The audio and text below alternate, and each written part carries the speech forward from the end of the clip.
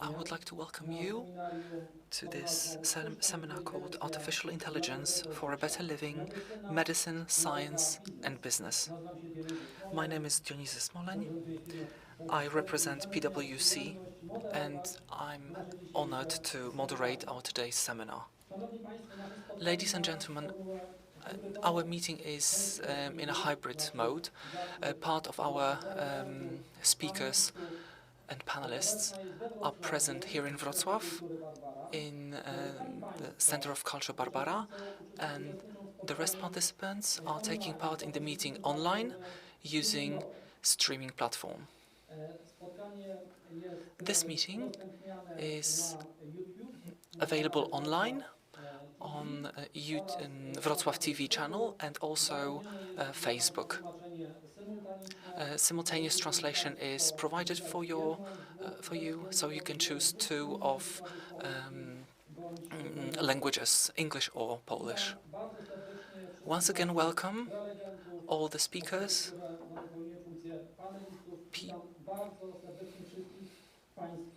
Welcome all the guests. Somewhat about our agenda. In the first part of our meeting, there will be a series of introductory lectures, and then the seminar will be divided into two sessions. The first one is going to be divided into artificial intelligence in medical research and forecasting the spread of diseases. We'll have a presentation of our guests and also a summary panel. And the second session after the break is about science and business networking in the field of artificial intelligence. We are planning to finish the meeting at 4 p.m. Ladies and gentlemen, please welcome our today's host, Mr. Jakub Mazur, Deputy Mayor of Wrocław.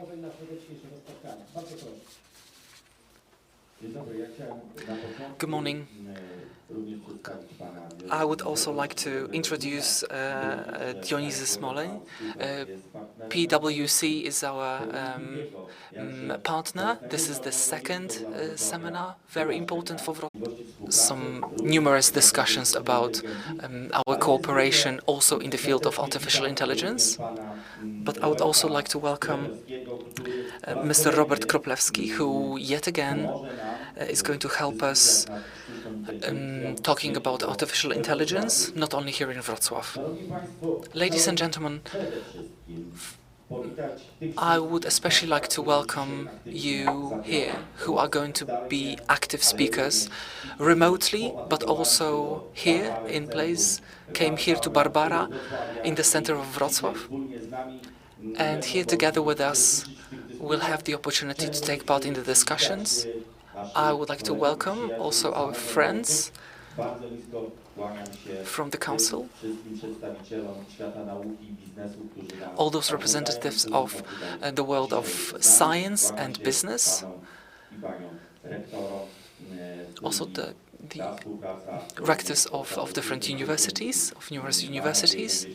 I hope this cooperation in the field of artificial intelligence will bloom.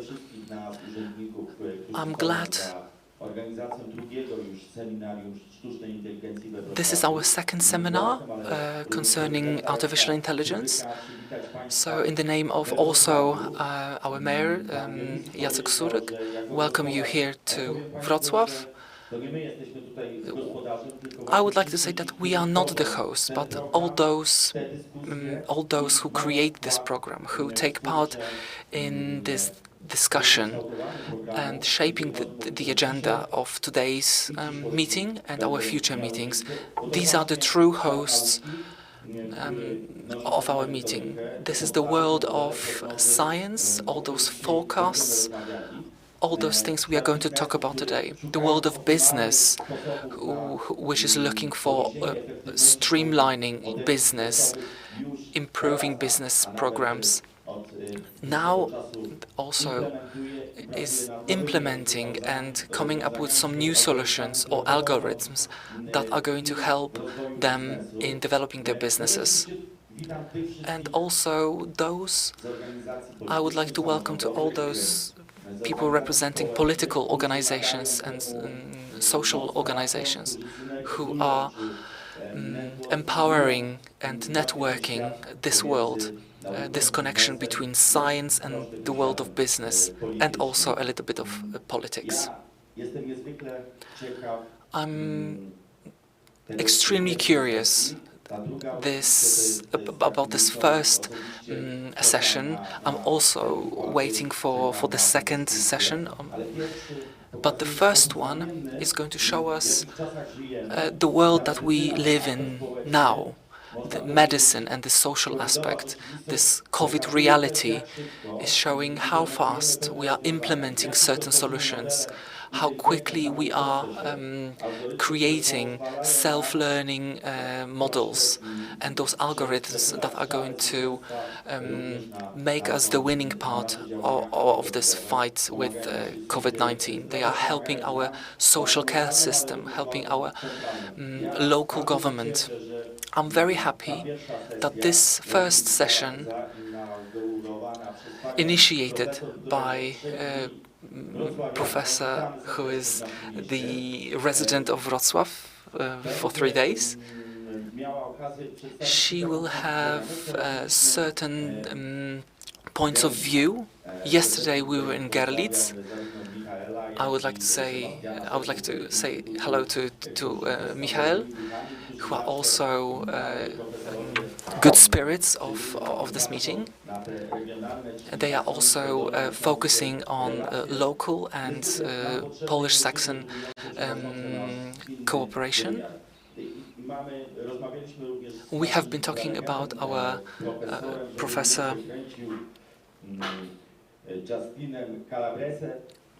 Justin Calabrese, who is going to show us the model, testing model, anti-COVID testing, and then we are going to have a chance to talk to our success story example, and other meetings are going to show us what is going on in the medicine. We've got different ideas for different meetings. The second part, the second session, is not only the development, but also broadening the aspects that we have been talking about, but also showing us the scale of those issues we want to develop in Wrocław in terms of business, in terms of developing this network between science and business. I'm sure that Wrocław, as the city, is a perfect place to talk. Especially those speakers from different parts of the world, from different time zones, are showing us the scope of our meeting, this meritorical deepness of this meeting. I wish you very interesting experience, interesting presentations, but also this profitable networking that we are sure are going to bloom in the future with something more than just opinions or ideas, but also specific projects that are going to become reality in business or in everyday life. Thank you very much. And we would also like to would invite you to our third seminar, depending on this reality of COVID, which is going to take place at the beginning of the next year. So we are all cordially invited to this meeting. Not only you here in Barbara, but also those people online. I would like to invite you to come up with ideas and plans for that kind of meeting. Thank you very much. Thank you very much for this introduction. and showing us the aims of the meeting. There is one thing that needs to be emphasized, the consequence of your actions. This is yet another seminar. The first one took place in February. The next one is already planned. And we are building the image of Wrocław as an important center for artificial intelligence in Poland. Ladies and gentlemen, next guests, we decided to change the order only due to technical solutions. So now I would like to welcome Lord Mayor of Oxford, Craig Symonds.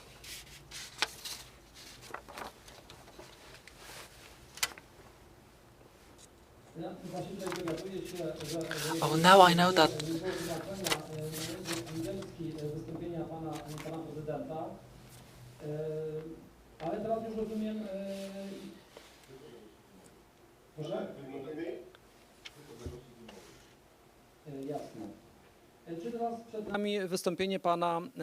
So now the presentation of Lord Mayor of Oxford, Craig Symonds.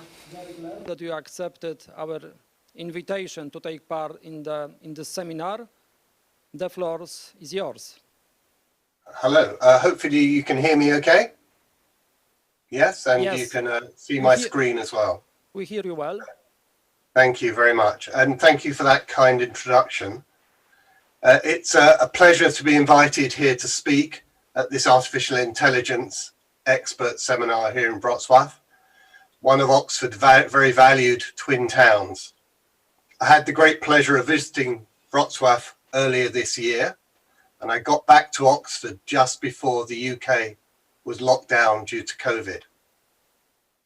Normally I would be speaking to you from the Lord Mayor's Parlour in the town hall. That's the wonderful room in the picture. But sadly our town hall is still closed and all council business is being conducted remotely. But thanks to sort of now common computer image processing software, it still appears that I'm joining you from the parlour. Although I'm no AI expert, I did study computing at university and continued working in the field after graduating. I saw the early emergence of artificial intelligence programming and remain excited by the benefits it can deliver to people and planet. I have only a few minutes, but wanted to tell you a little bit about how I see AI developing in a post-COVID world, and then tell you about two AI COVID-related projects happening now in Oxford. Only a week ago, Forbes magazine in the US published a piece about how the focus of AI research is likely to change as a result of the coronavirus. They identified four major trends: the use of big data and advanced analytics to inform governments, health professionals and industry what is happening in near real time with COVID cases, hospitalizations and deaths. And we're also seeing a rise in automated detection and prevention systems. For example, we now have drones that can seek out people with high temperatures. And as businesses rebound from the impacts of COVID, they're also seeking to make better use of data to predict consumer behaviors and help with sales. The massive increase in online sales has boosted this activity. Finally, there are technologies being developed to help contain coronavirus outbreaks, early warning systems. And I wanted to give you a couple of short examples of the work being done in Oxford. In Oxford, we're working on two AI projects that aim to deliver more targeted early health interventions in the case of COVID patients. The first of these is the Curial AI test, which can predict with more than 90% accuracy whether someone has COVID-19 based on readily available hospital admissions data, for example, blood tests and vital signs. Using Curial, results can be provided within 1 hour using existing equipment, rather than waiting 12 hours or more for the results of a PCR test, a nose and throat swab. I provided here a link to the journal paper if you wish to know more. The second example is exploring the use of AI to predict those COVID-infected patients who will go on to develop severe long-term symptoms. At the moment, we simply don't know why some people have little or no COVID symptoms and others require hospitalization, with a small percentage dying from the infection. Work on this project is exciting and it's still ongoing. So thank you again for the invitation to speak. Wrocław is a valued partner to Oxford, and I welcome further collaboration on the use of artificial intelligence.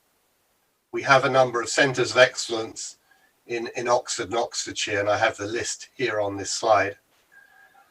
Technology is often said to divide people, but as we've seen today, it can also bring people together. So thank you and stay safe.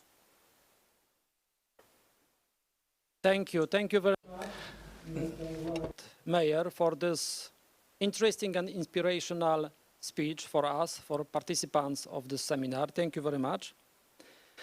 Przed nami And now, our next speaker, Mr. Robert Kroplewski, representative of Minister of Digital Affairs for Informational Society.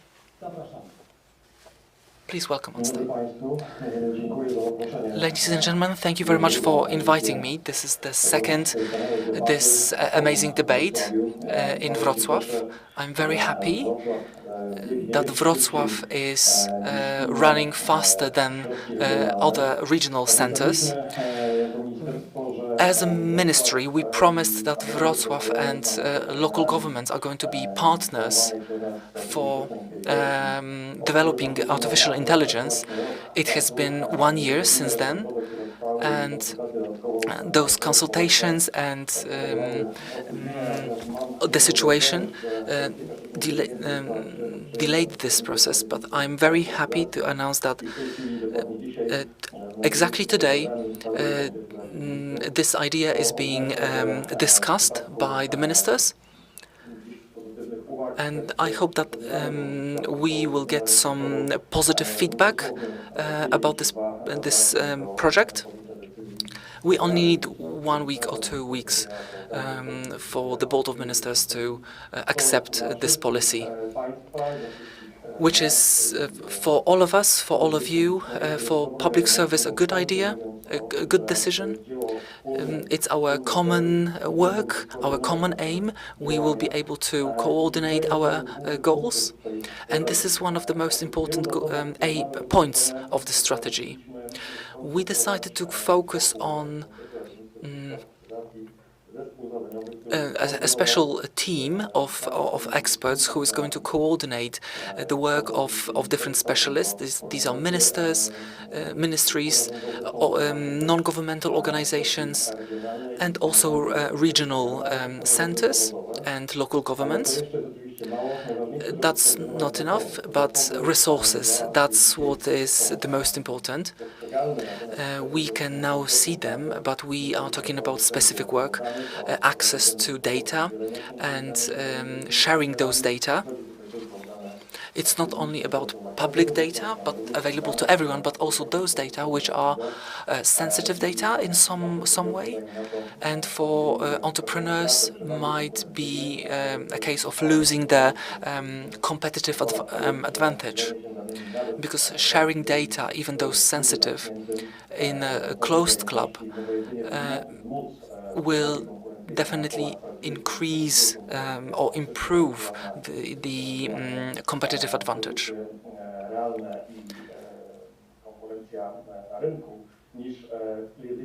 It's definitely more useful not to keep those data for themselves. This conference is also dedicated to healthcare, and we have to tell about our new experiences that we could feel several months ago, before the pandemic started. it turned out that processing personal data is important because it takes place end users.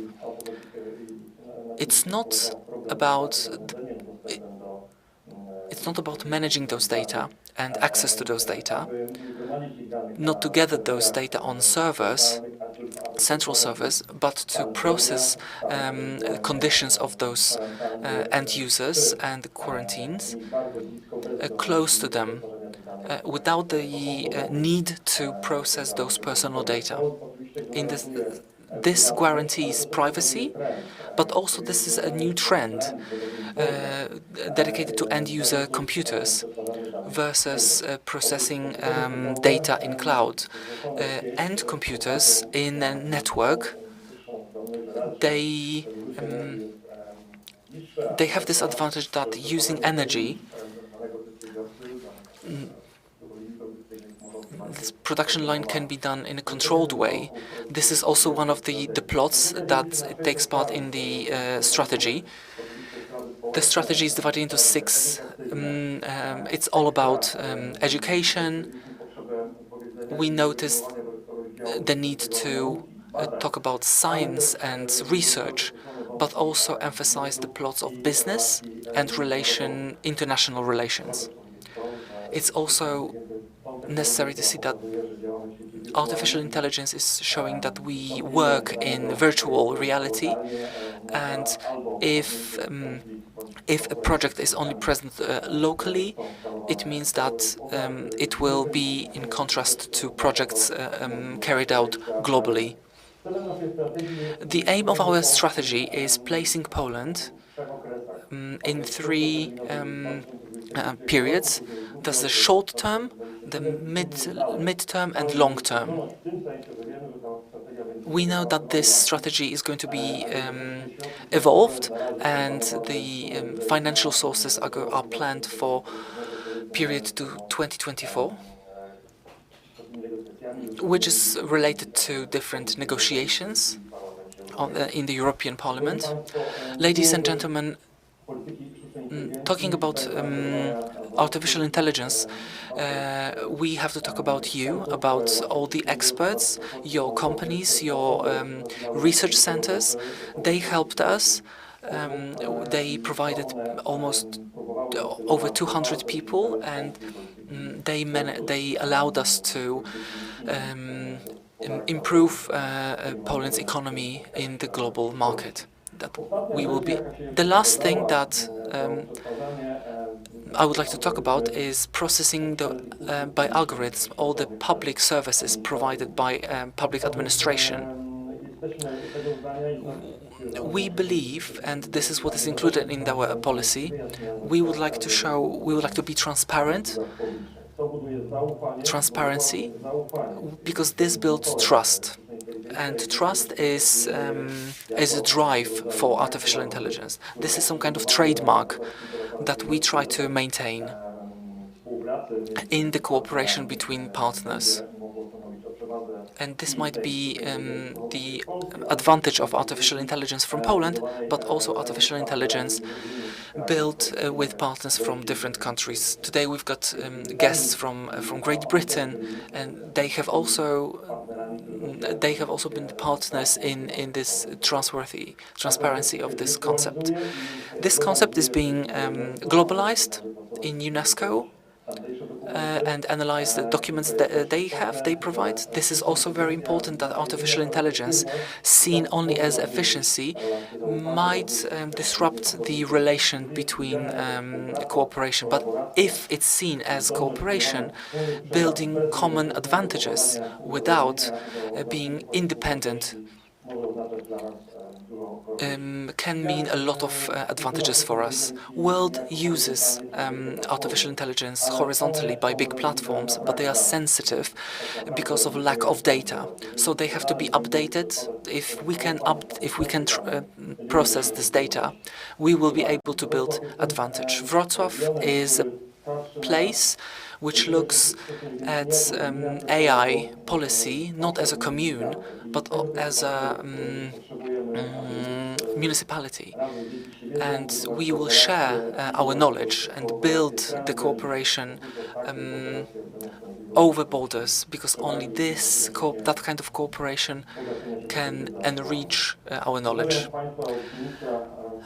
All the best from Minister Zagórski. We will definitely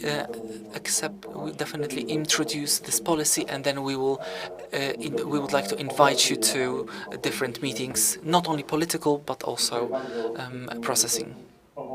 Thank you very much. Have a great time. Thank you very much. Thank you very much for your participation. We know that you will also be with us in the discussion panel, so we will have opportunity to ask some questions. Thank you very much.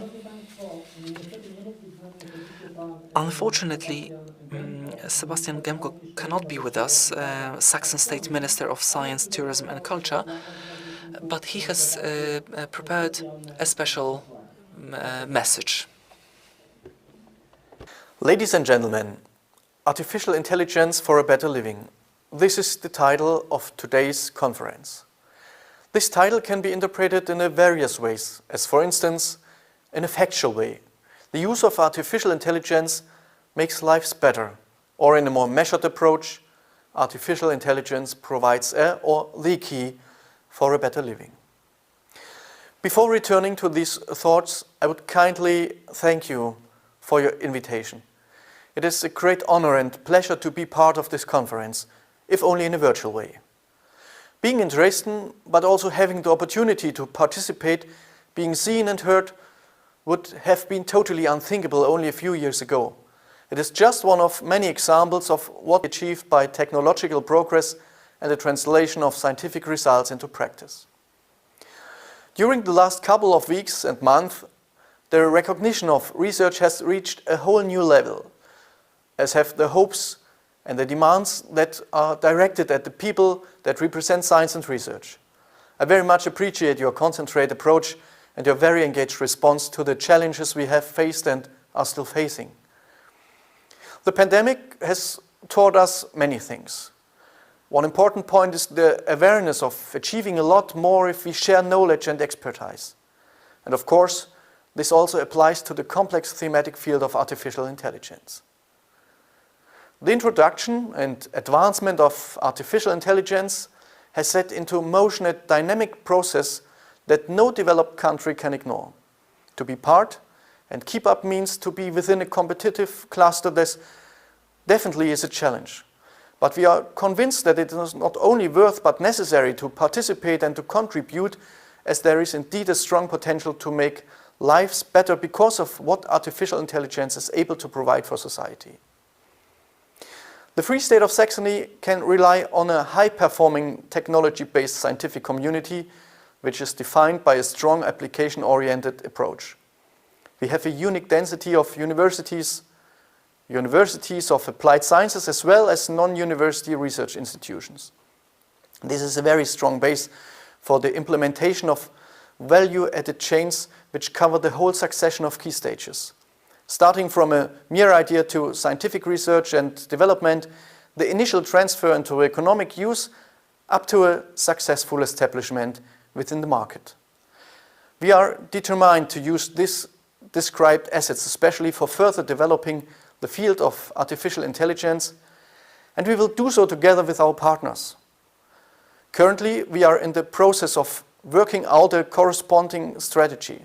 This is being supported by a high number of stakeholders. There are various ministries, industry representatives and associations, all of them working closely together with expert scientists. Amongst others, there are workshops that tackle various specific questions concerning hardware and software applications, as well as their implementation, for instance, in the field of medical diagnostics or agriculture. However, also ethical aspects are paid attention to in the current activities and debates. While seeing and using the potential chances of AI, we must also question the possible risks. Against this shortly outlined background, please let me mention just one very present example of Saxon research activity in the field of artificial intelligence. Professor Calabrese of the Helmholtz-Zentrum Dresden-Rossendorf and his team at the Center of Advanced System Understanding CASUS in Görlitz are working at a project titled Where to Test. The aim of their effort is the development of an AI which can help to efficiently channel and use corona test capacities, a highly relevant topic of social importance. Professor Calabrese is going to introduce his project later in more detail. There are many other examples which could be mentioned to illustrate that Saxony has a strong future-oriented scientific community which is motivated and able to tackle the social challenges of our time and those to come. This is our foundation to play an important role concerning future developments in the field of artificial intelligence, covering the whole range from fundamental to applied research. All this goes along with the awareness that we can't only focus on economic growth and added value in and for Saxony. We have to think and to act beyond national and international borders. The Free State of Saxony kept informed. With best wishes from Dresden, thank you very much for your attention. Bardzo dziękujemy panu ministrowi. Thank you very much, Minister. Saxony is a very important partner to Wrocław in terms of artificial intelligence, and showing this cooperation was very important. Thank you very much. Ladies and gentlemen, now Mr. Neil Pickett, Commercial Officer, US Embassy in Warsaw. You accepted our invitation to take part in this seminar, and I would like to kindly ask you to take the floor. Well, good morning, and thank you for the invitation to participate in this forum on such an important and dynamic topic. Mayor Mazur, it's great to see you again, even if it's virtually this time. And thank you for the introduction, Dionisi. It's also great to see you again. As Dionisi mentioned, my name is Neil Pickett, and I'm the commercial officer at the U.S. Embassy in Warsaw. The primary role of our office is to support U.S. companies succeed in foreign markets and to assist foreign companies establish a location in the United States. Several of the world's leading AI software developers are based in the U.S., including brands that you may recognize. Companies such as Microsoft, who you will hear from later today, Google, Facebook, IBM, and Amazon, all of which have operations here in Poland. In March, Development Minister Emilewicz announced that there are plans to develop AI centers in Poland with the intention that Poland will become creators rather than recipients of innovation. This is a huge step forward for Poland.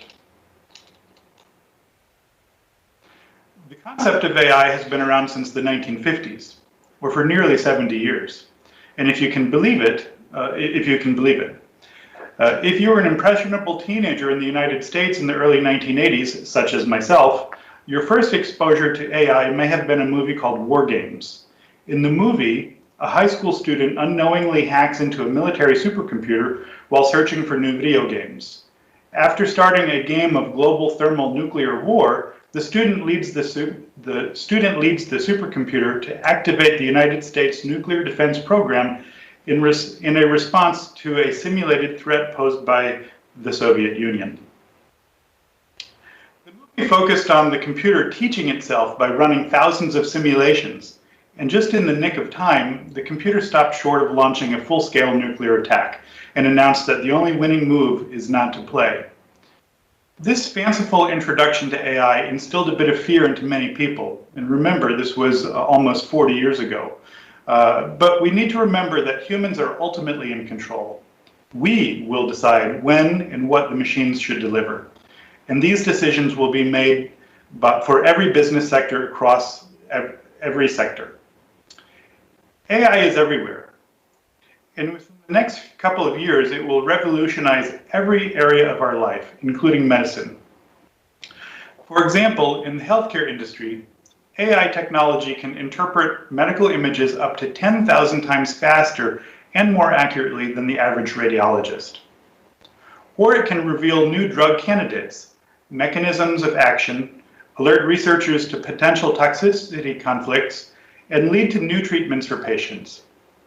AI is making medicine better, faster, and more precise. AI is already around us, from self-driving cars and drones to virtual assistants and software that will translate complex languages, such as Polish. AI can also guide us on investments using a combination of historical data and algorithms of buying patterns of consumers. In fact, just last week I read that the financial industry consumers were abandoning traditional financial advisors in favor of applications that could perform the same task. The interesting thing is that the fastest growing market sector of AI-supported fintech is the 50 and above crowd.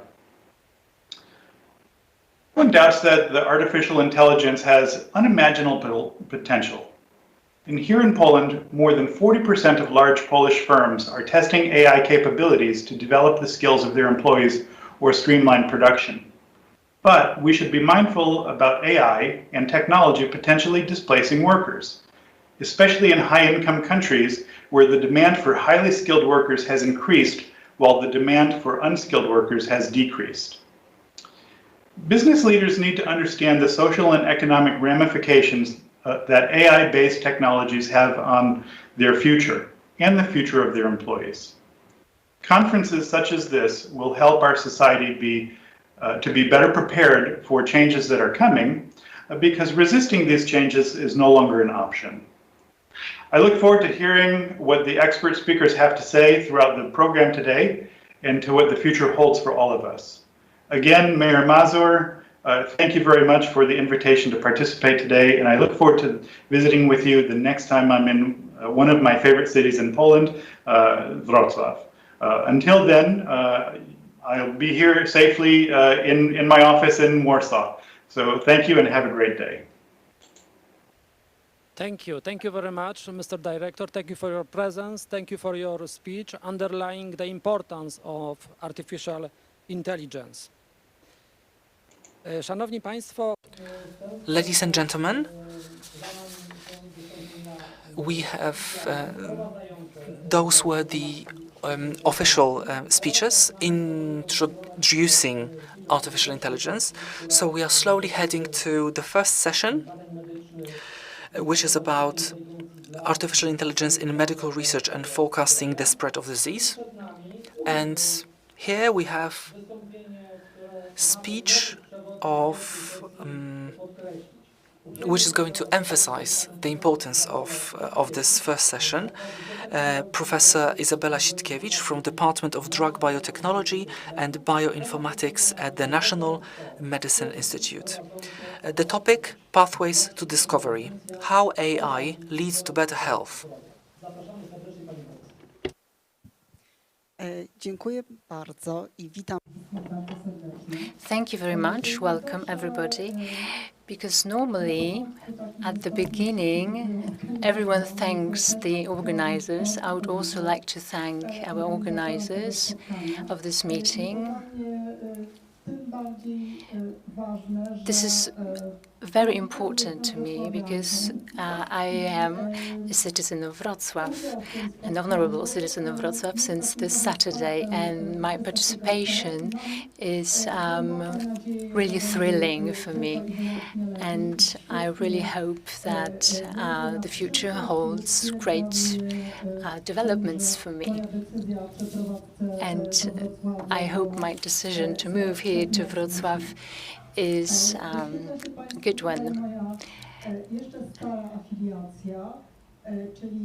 So here you can see my previous employer. So this is the National Department of Drug Biotechnology. So I'd like to say a few words about drugs.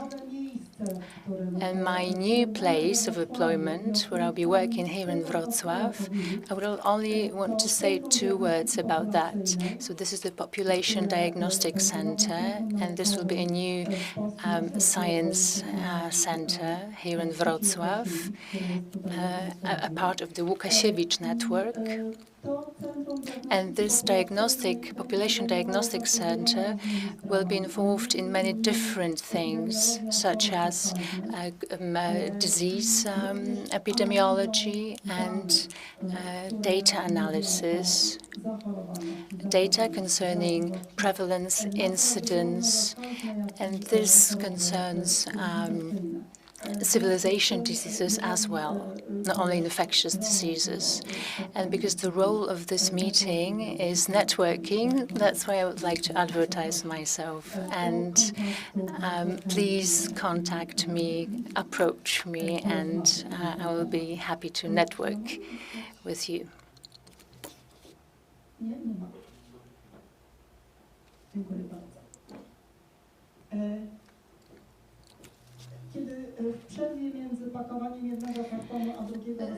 So when I was packing to come here, I was wondering what I was going to tell you about. First of all, artificial intelligence in medicine and healthcare, naturally, because I'm a scientist. I would like to tell you about the role of artificial intelligence in science and research, but we don't have that much time.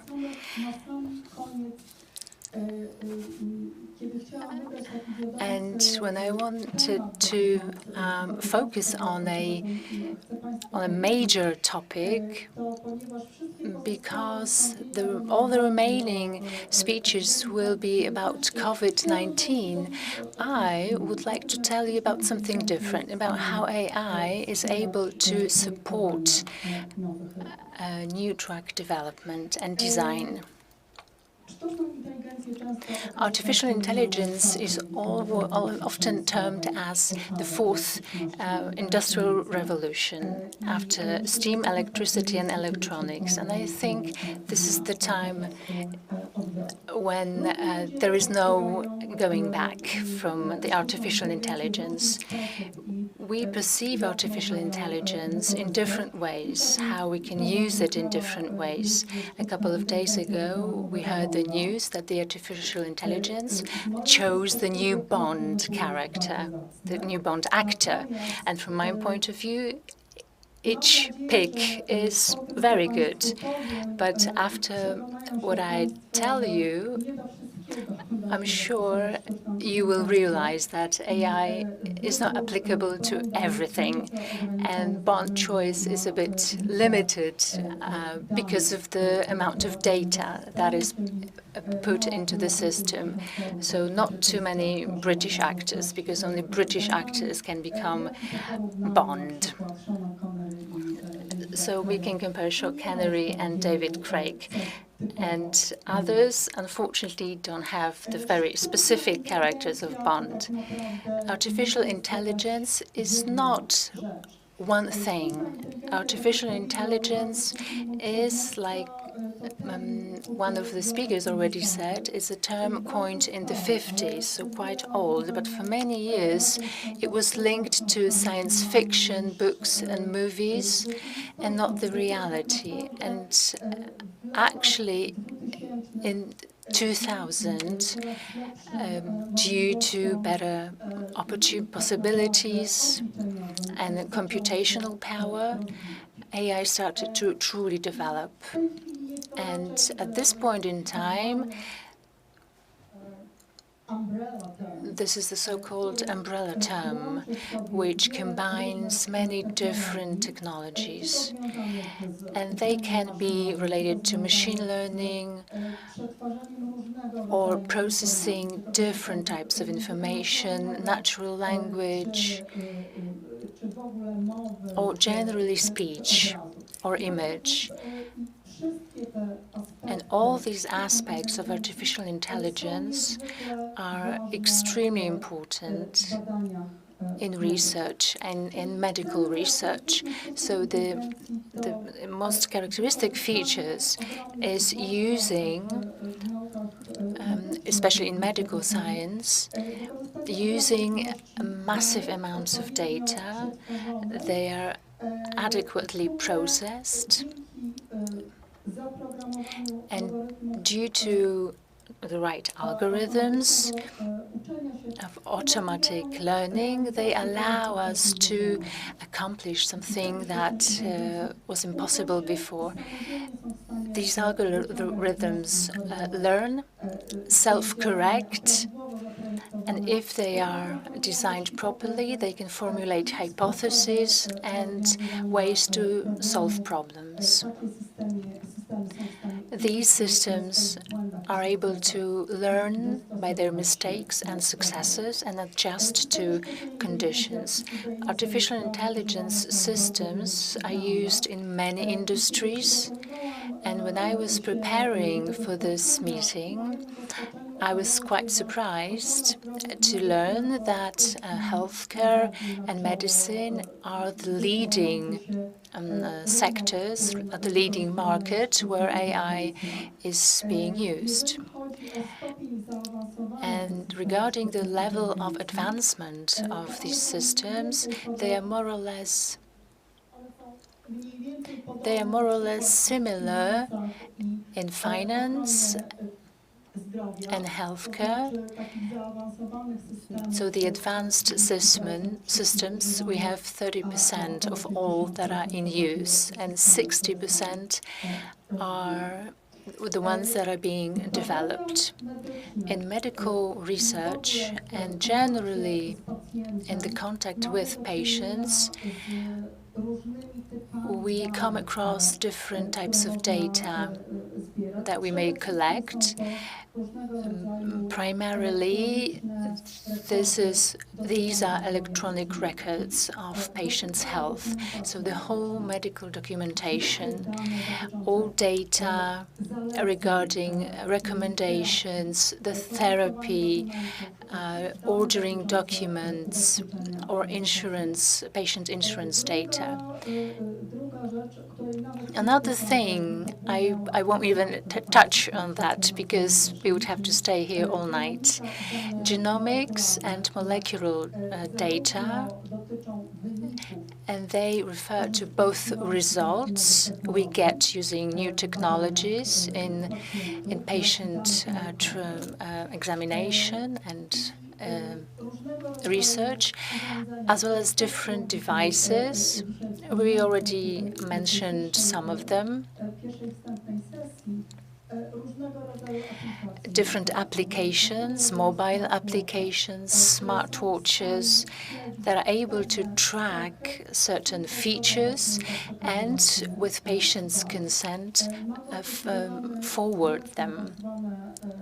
And this is the so-called e-health, and it affects the access to healthcare because integration of different types of data similar to those allows us to build systems based on AI which support preliminary diagnosis.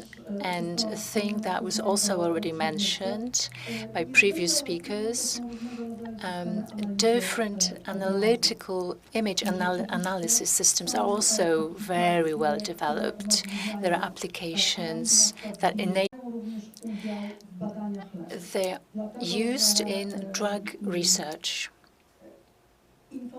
because information about patient's condition correlated with its treatment may give us information about how effective drugs are, what are the interactions of drugs. It can provide us with data that we can use for pharmacovigilance. And I would like to now move on to artificial intelligence in drug design.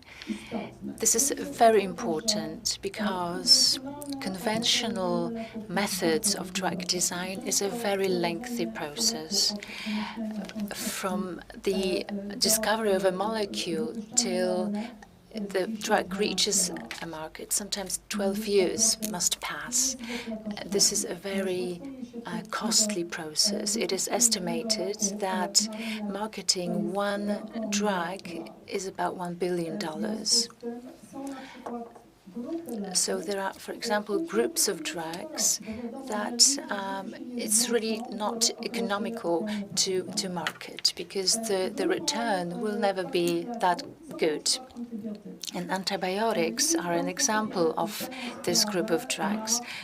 I don't know if you realize how huge is now the epidemics of antibiotics that are drug resistant. One of the latest WHO reports concerning antibiotic drug resistance,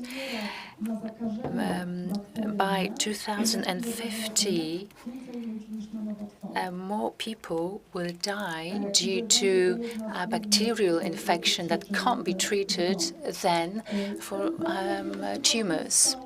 And this problem stems from the fact that it is not profitable to design new antibiotics. And we have some antibiotics that were marketed after 2000. They were really designed and invented in the 50s or 60s, but they were considered too toxic to use them in humans. Now we don't have much choice what to do about that. So probably a next expert seminar could be the antibiotic drug resistance.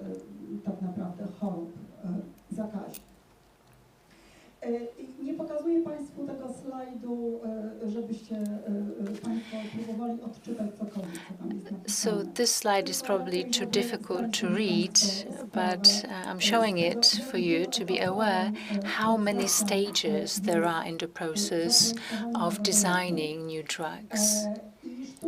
And artificial intelligence may participate in supporting different stages, starting from designing particular molecules and looking for their targets, using large-scale techniques, generating a huge amount of data. So it's omics, genomics, transcriptomics, my favorite fields. It can also support research on molecules that have already been produced, their pharmacokinetic, pharmacodynamic properties, and it can also study interactions. It can also support the choice of patients to clinical studies. I would also like to mention something that is very important regarding the supporting of drug design by AI. There is a term, drug repurposing. So we take a drug that has already been registered and is on the market. It's been well tested, and it has come through all the clinical study phases, and we look for their new purpose. And just to finish up, I would like to say that due to this strategy of using AI in supporting drug design, we created a new antibiotic was created, a new molecule that could be a new antibiotic. It is called Halicin, and the name comes from HAL, from the Space Odyssey. And maybe that is the path that we will take, looking for maybe less profitable drugs. To me, artificial intelligence is absolutely an integral part of the science and research world, including pharmaceutical research, medical field. And if you want to ask, if we were to ask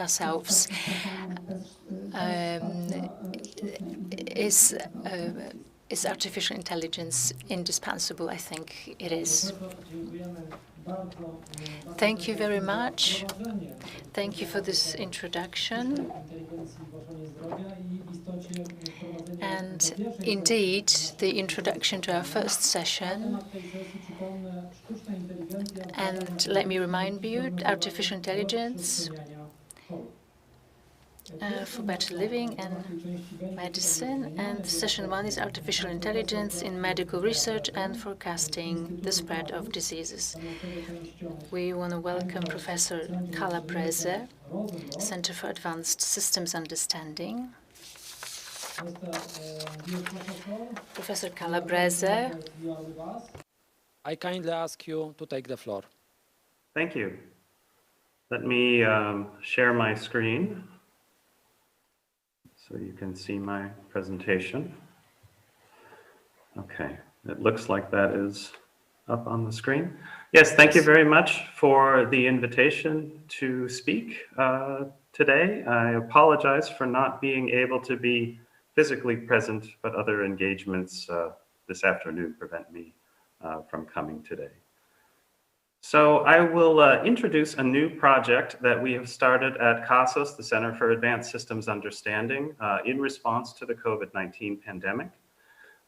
This is work that has very recently been funded by the Saxony Ministry for Science, Culture, and Tourism, SMVK, and is just now getting underway. So the idea and the motivation behind the project is to tackle this problem of how to deal with a shortfall in testing. So as we all know now, testing is a key component of response strategies to an epidemic. Insufficient testing has been one of the defining features of the COVID-19 pandemic and has hampered our ability to respond effectively, certainly early on in the pandemic, and even still in many places around the world, testing limitations are a major bottleneck. So we can look at data on how testing has ramped up around the world here, starting in January, middle of January 2020, almost nothing.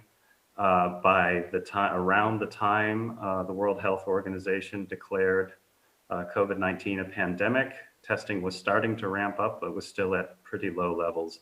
And even by the middle of May, it still hadn't reached especially high levels in many places in the world. Overall, it's clear that we were not prepared to deal with this kind of shortfall in testing. And so one way to approach that problem is to try to frame testing as an optimal allocation problem and study it from that perspective. So how can we use what testing capacity we do have in an optimal way that allows us to achieve greatest effect in combating an epidemic? Okay, so you can ask a number of questions related to testing, and many aspects of testing are amenable to optimization. So for example, who among the population should be targeted? I'm going to introduce a model a little bit later that produces this figure that allows us to consider extremes between perfect knowledge of who should be tested and no knowledge at all, and how information we gather through statistical and machine learning methods can hopefully transition us from one of these extremes towards the other. We can also ask which types of tests should be used. For example, reverse transcriptase PCR tests for capturing active infections versus various antibody tests for capturing historical infections. Where exactly should we be collecting samples in terms of geographic distribution? And how should testing be done? What kinds of different strategies can we use? Should we be taking pooled samples early on and switching to single tests as the prevalence of the disease increases? How can we do that in an optimal way? So there are many different axes along which one could optimize testing. And the larger goal of this project is to explore that space of possibilities and try to identify optimal strategies that can be put into practice. So what we're hoping to deliver are compiled data sets and algorithms that help us identify optimal testing policies under various conditions, spatiotemporal disease models that allow us to conduct what-if scenario type analysis, an accessible and open web platform for integrating these tools and allowing stakeholders to interact with them. We're going to focus initially on Saxony, where we're located in Germany, but we intend to expand outward after that initial focus. And we will take a rapid, continuous development approach. So we'll start simple with some low-hanging fruit, so to speak, and we'll build in complexity and sophistication from there to try to get some of these tools out as quickly as we can, while still maintaining a high level of quality and reliability. Okay, so this project was just funded officially in August. I am currently now building the team. We have a number of members that have recently accepted offers. So we have a scientific project coordinator, Dr. Weronika Schlechte-Welnix, who happens to be Polish. Has joined the project. Dr. Adam Mertel, who's a geospatial analyst and web portal developer, has also joined. And recently, we have made an offer to a data scientist, Dr. Ronaldo Gonzalez Martinez, who will be joining the project soon. I'm still working on hiring an epidemiologist and an algorithms and optimization developer, but hopefully that will be wrapped up very quickly. And in a related parallel project, not funded by SMVK, but instead funded through a CASAS open project arrangement, I'm working with a theoretician and epidemiologist, Dr. Jeff Demers. Some work with Jeff I will talk about in just a second here. Okay, so at this point, we are just spinning up. We're just getting people on board and starting to get them working. I think under normal circumstances, going from an initial idea to a funded project to having people hired and working, boots on the ground, so to speak, within less than 6 months would be pretty exceptional. But under the present circumstances, of course, it all feels like it's going in slow motion with the pandemic changing daily. So we're doing everything we can to get this moving and hopefully get some results out soon. So I'm going to start with this question of who exactly should be tested in a population. And I'm going to briefly introduce a model, a compartment type epidemiological model. It's a derivative of the SEIR family of models. So susceptible, exposed, infected, and recovered. That's been adapted for COVID-19. And then we're going to introduce testing into it as a way of controlling the course of the pandemic. And then we're going to use optimal control techniques to identify optimal testing policies that have greatest effect in terms of flattening the epidemic curve. So the basic disease dynamics of the model looks like this. We have, I'm hoping you can see my pointer on the screen. The population, total population Z, is divided into a series of compartments. S is the susceptible component of the population. E are those individuals that have been exposed but are not yet infected or infectious. A are the asymptomatic individuals. They are infected and infectious, but they don't show symptoms or only very weak symptoms. We might more properly call these subclinical infections. The Y class are those individuals that are infected and infectious and also show serious symptoms. These are the folks that might present at a hospital with a serious case of COVID-19. And R are the individuals who have previously been infected and have recovered. There are rates that govern the flows of individuals among these different categories. The overdots here represent derivatives with respect to time. The main feature that differentiates this model from a standard SAIR model is this separation of the infected class into one that is asymptomatic and another that is symptomatic. Otherwise, it's just a standard SAIR model. We can introduce a simple model of testing. The rate of people being tested with respect to time is a function of the proportion of the population that is eligible to be tested. The capacity to test, this is where the constraint on how much testing we can do enters.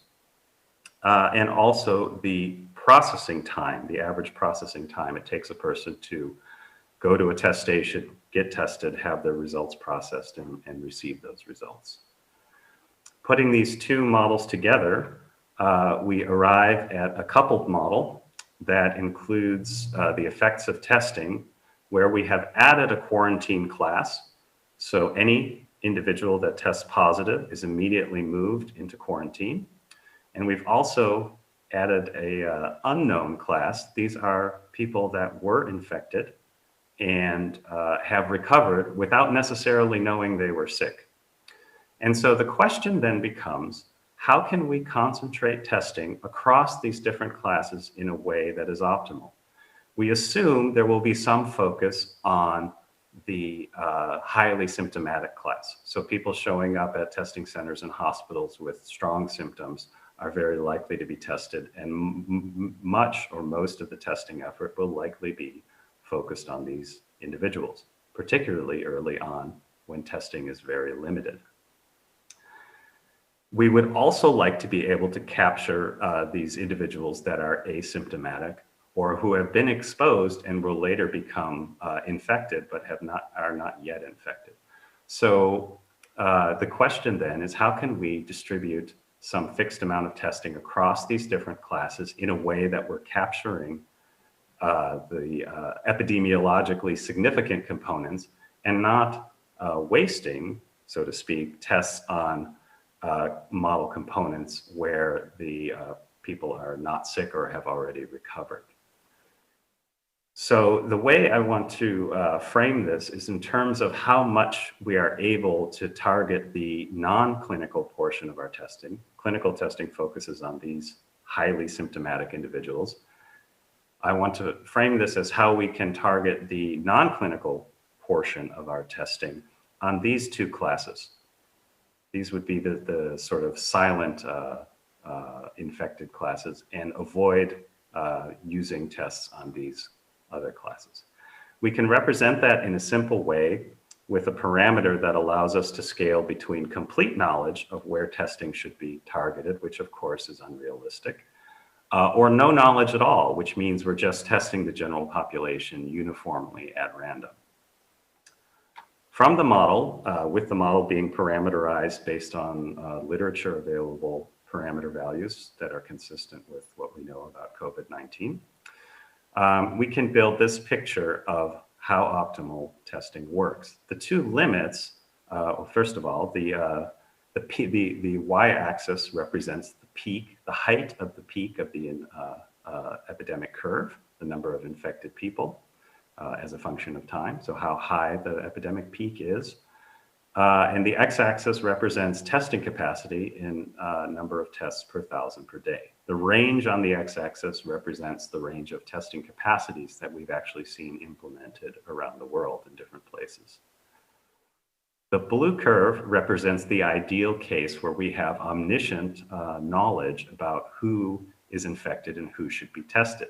In other words, we waste no tests on uninfected individuals. Of course, that's unrealistic, and we will never achieve that in practice. The red curve represents the opposite extreme, where the portion of our testing that is not focused on individuals that are coming to hospitals with highly symptomatic infections, where that portion of testing that's focused on the rest of the population is distributed randomly with no knowledge of who may or may not be infected in the general population. These black curves represent increasing amounts of information, tuning of that information parameter that allow us to sort of peel away from this random uniform testing strategy and get back closer and closer to this ideal case as we gain information. And so the overall goal of how we want to set this project up on the empirical side is we want to think about it this way. We want to be able to push this curve backwards towards the, ideal case where we have more knowledge about who in the general population should be targeted for testing. Okay, so that is a paper that is now in prep. We're very close to finishing and submitting that. Now I want to talk a little bit about how we go from a result like that to actually put some of this into practice. This is work that's yet to be done. This is work that the data scientist on the project will be undertaking very soon. There are an increasing number of so-called case control studies of infection status for COVID-19. These studies attempt to identify a person, a set of covariates or explanatory factors that predict who is at risk of having, or at high risk of being infected. There are similar studies underway in various places in Germany. The Robert Koch Institute, the public health authority in Germany, is currently focusing intensively on 4 very heavily hit areas. And through our collaborative partners, we will be able to get access to that data set. In its simplest form, this is a type of binary classification problem where we can classify people as either having been infected or not. Again, starting simple, treating it as a binary problem, we'd also like to learn about the factors that are related to infection in as straightforward a way as we can. We'll start with very, very simple techniques like logistic regression, which sometimes are enough to get the job done. But there would be potentially a role for something a little more powerful, for example, random forests, which tend to work well in these kind of classification problems and are relatively robust. Support vector machines are another possibility that allow some more flexibility, but also come with more decisions to make from the analyst, more dials to turn and hyperparameters to tune. I do think in this particular project, there will be a role for deep learning techniques. I don't think we're going to be able to amass enough data to be able to train deep learning based classifiers, but we'll see as the project progresses.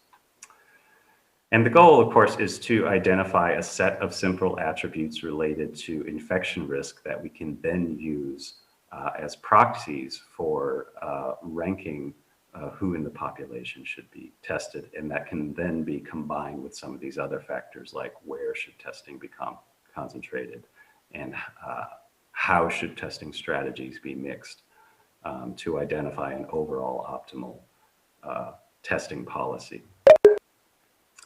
So there are some challenges, of course. Case control data often are imbalanced, where the cases in this particular situation, COVID-19 positive individuals, are rarer than the controls, those who test negative. We hope it stays that way, but statistically it's a challenge. And of course, this can lead to classification problems where the classifiers just don't work at all. There are some standard solutions to those problems, such as pre-processing the data, either up or down sampling, adjusting the learning algorithms, for example, upweighting the cost of a false negative so that the algorithm has a stronger incentive to correctly identify the cases, or using performance metrics other than accuracy, such as recall or sensitivity. There will be a need, I believe, to try to combine this kind of information across studies. We certainly will not be able to get the data for all of these different studies. Some of the published ones in different parts of the world, but we'd like to be able to learn from those as well. And so I think there will be a need for a kind of meta-analysis, but one in which we can't really standardize the studies very well. They'll be using different methodologies. The data will be different. The data processing will probably be different. And I'm wondering if there is a machine learning or AI-based solution to that. That's a problem that we haven't dug into yet, but I think one would be ripe for such a solution. So if anybody has any ideas, please feel free to get in touch. And I think I will end there. I will thank you for the opportunity to speak and for your attention. And I'll thank SMVK in Saxony again for the funding. And please feel free to contact me if you have any questions or want to discuss any of this further. Thank you. Thank you very much, Mr. Professor. I think it was very interesting to hear how we can use AI as a response to COVID-19 in terms of testing. Thank you very much for your presence. Szanowni Państwo, przed nami kolejne wystąpienia. Ladies and gentlemen, there are more speeches ahead of us. The agenda is very tight. You can use the chat box option to ask your questions, and if time allows, maybe some of your questions will be answered in either of the two discussion panels. And it'll be an opportunity for you to ask and inquire. So now I would like to introduce Marcin Bodych, Faculty of Electronics, Department of Control Systems and Mechatronics, Data-Driven Modeling Coronavirus Spread. Thank you very much. Welcome, and thank you for this opportunity to share the results of our work. I work in EY as an implementation manager, but I also work at the University of Science and Technology in Wrocław. In February, the situation became very serious around the world, so we decided to look into the challenges.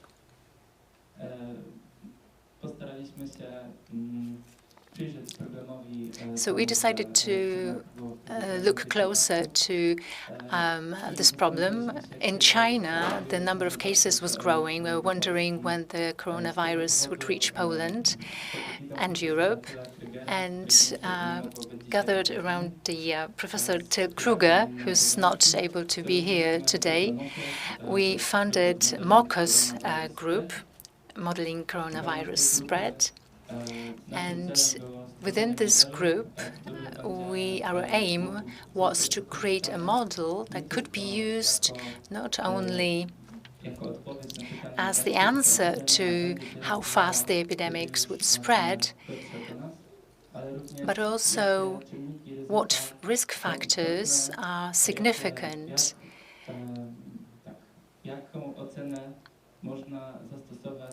and what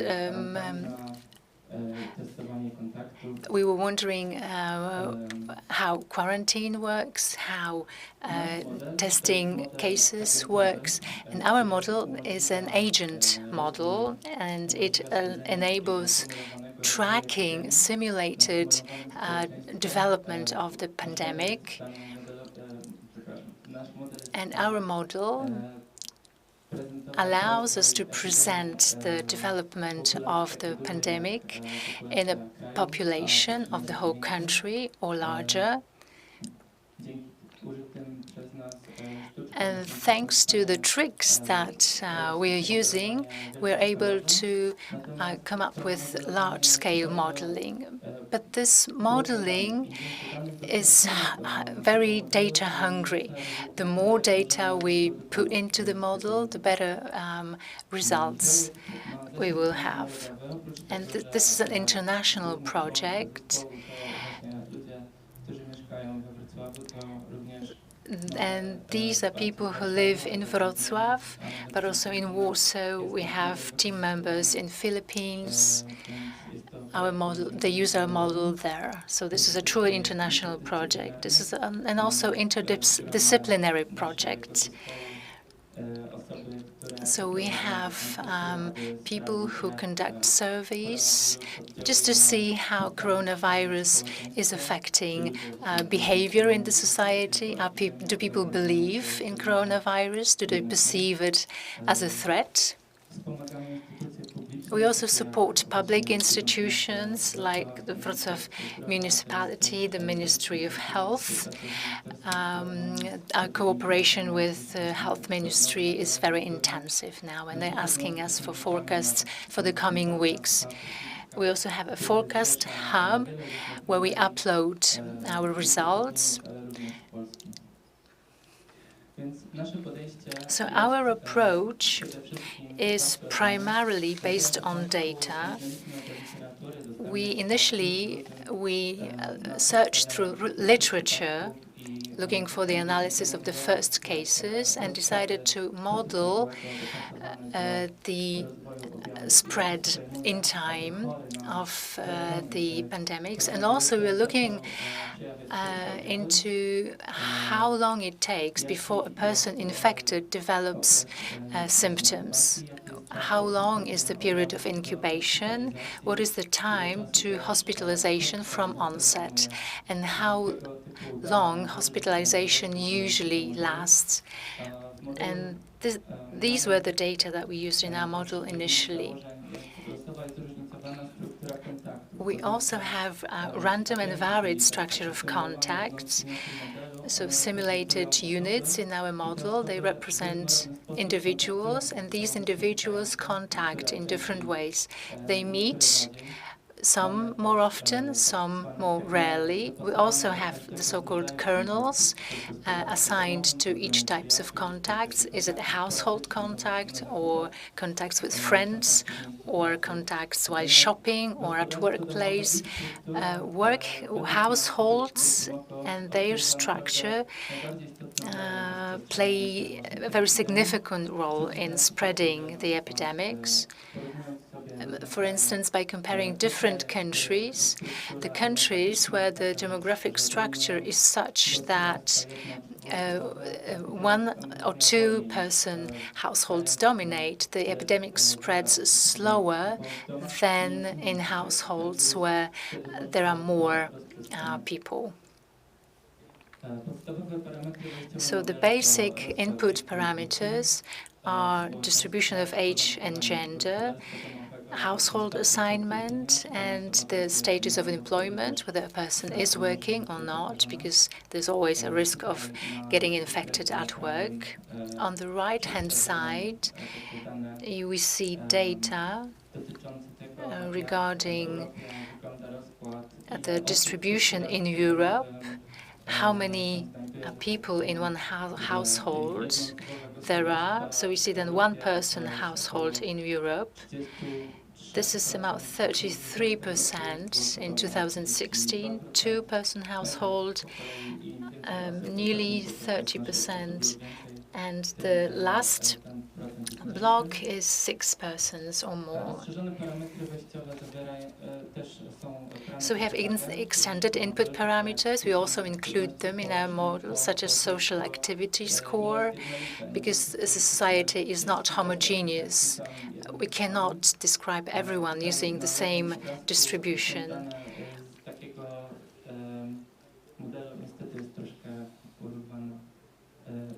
So we cannot see the whole slide. The one on the left-hand side, it comes from a study, Polymod.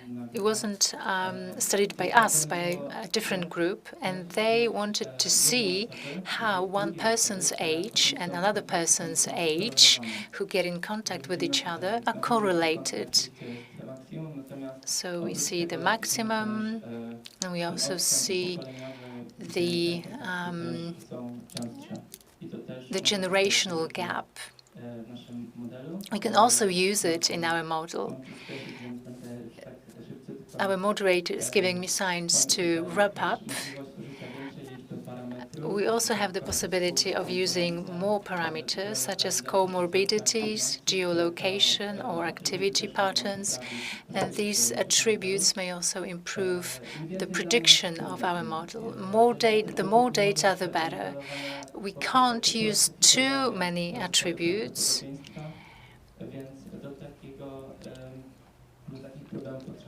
So we need, to solve our problems, we need detailed data, mobile data, or another type of data.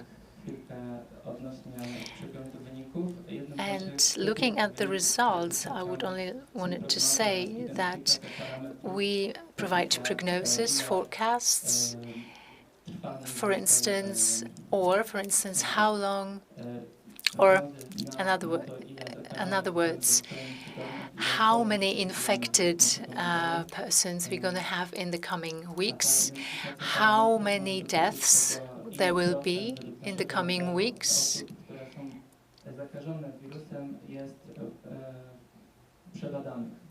And we can also show with our models the percentage of tested people who are infected. We also have applications for tracking contacts. If less than 15% of people is using this application, there is no measurable benefit in using this application.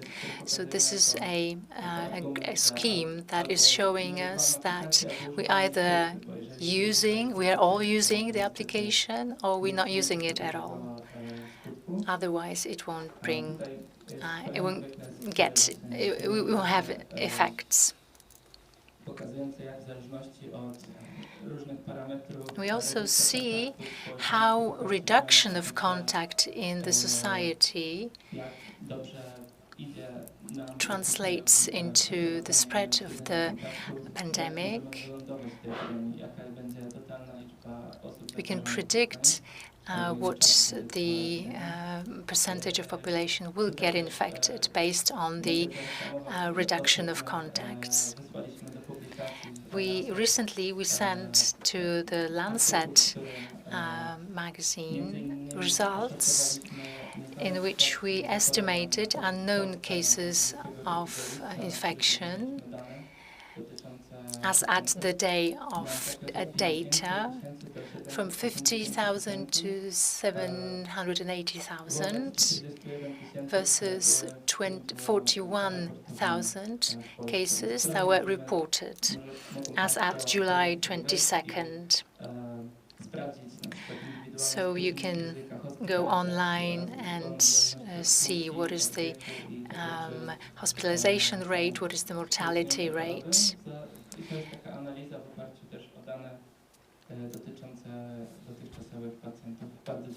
Thank you very much.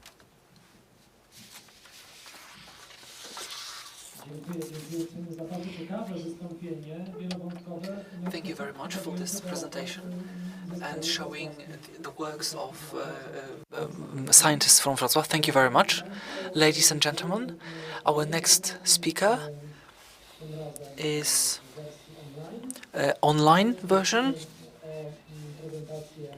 And this is the presentation by Tomasz Jaworski, Director of Digital Transformation of the Public Sector from Microsoft. And the topic, AI, Patient Safety, Democratization. Please welcome.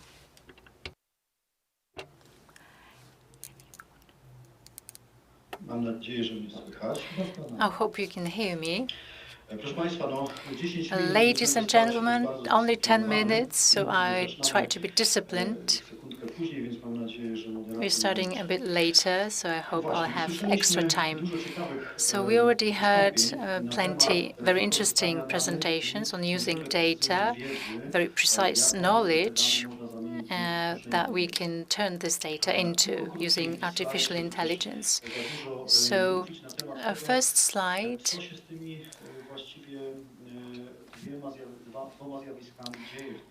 What is going on with these two phenomena, so large amounts of data and AI? So we can see that the largest players, they are betting in the casino expecting patents. They're expecting that artificial intelligence will truly give us a huge change. But we don't necessarily agree with the biggest players. And the first question I would like to ask and analyze with you, will artificial intelligence go any further or not, using colloquial terms? In the popular culture, we know from popular culture, we know two terms.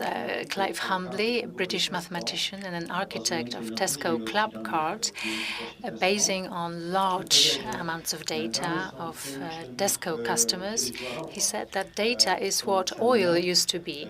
Data is very valuable, but unrefined, they can't be used. So they need to be processed to something useful, like gas, plastic, chemicals. So in other words, data must be divided, analyzed for it to have any value. 10 years ago, another protagonist of IT development, Andrew Ng, professor of Stanford University, he said that AI will change the way the world is functioning, just like electricity did. And so the question arises, when we look at the vast amount of data generated or prognosed in the healthcare sector, Datavant studies refer to that. So we have trillions of gigabytes, because when you have an X-ray, you have 1 gigabyte, but think of this vast amount of diagnostic data, biometric data, data that enable us to identify their susceptibility to different diseases. And this amount of data will double every 2 years, so it will increase in geometrical terms. We also see that many doctors, specialists, they suffer from shortage of personnel. Almost 50% of hospital administrators, they say they're unable to effectively introduce innovative projects because there isn't enough specialists.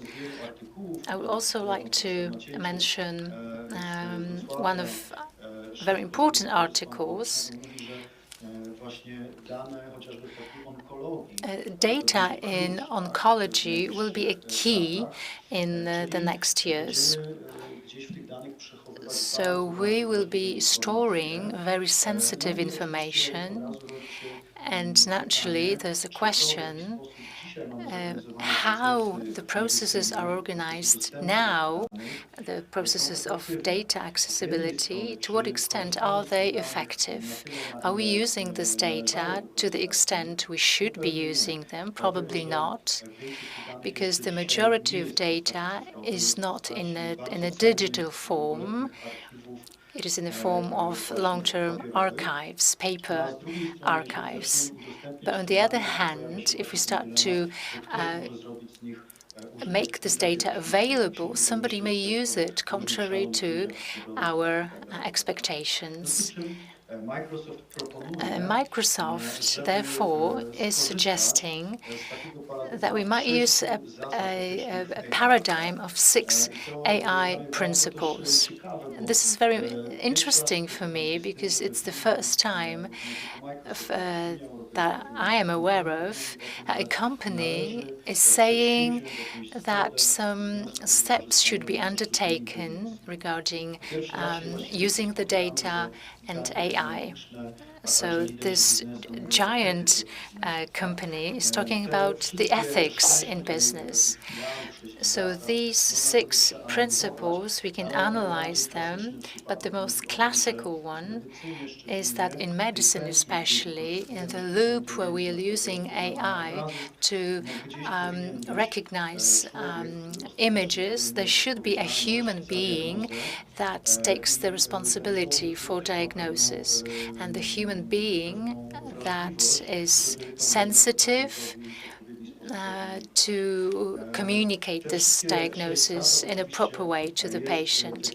And these 6 principles are implemented into something we call Microsoft Cloud for Healthcare. This is a recently announced initiative.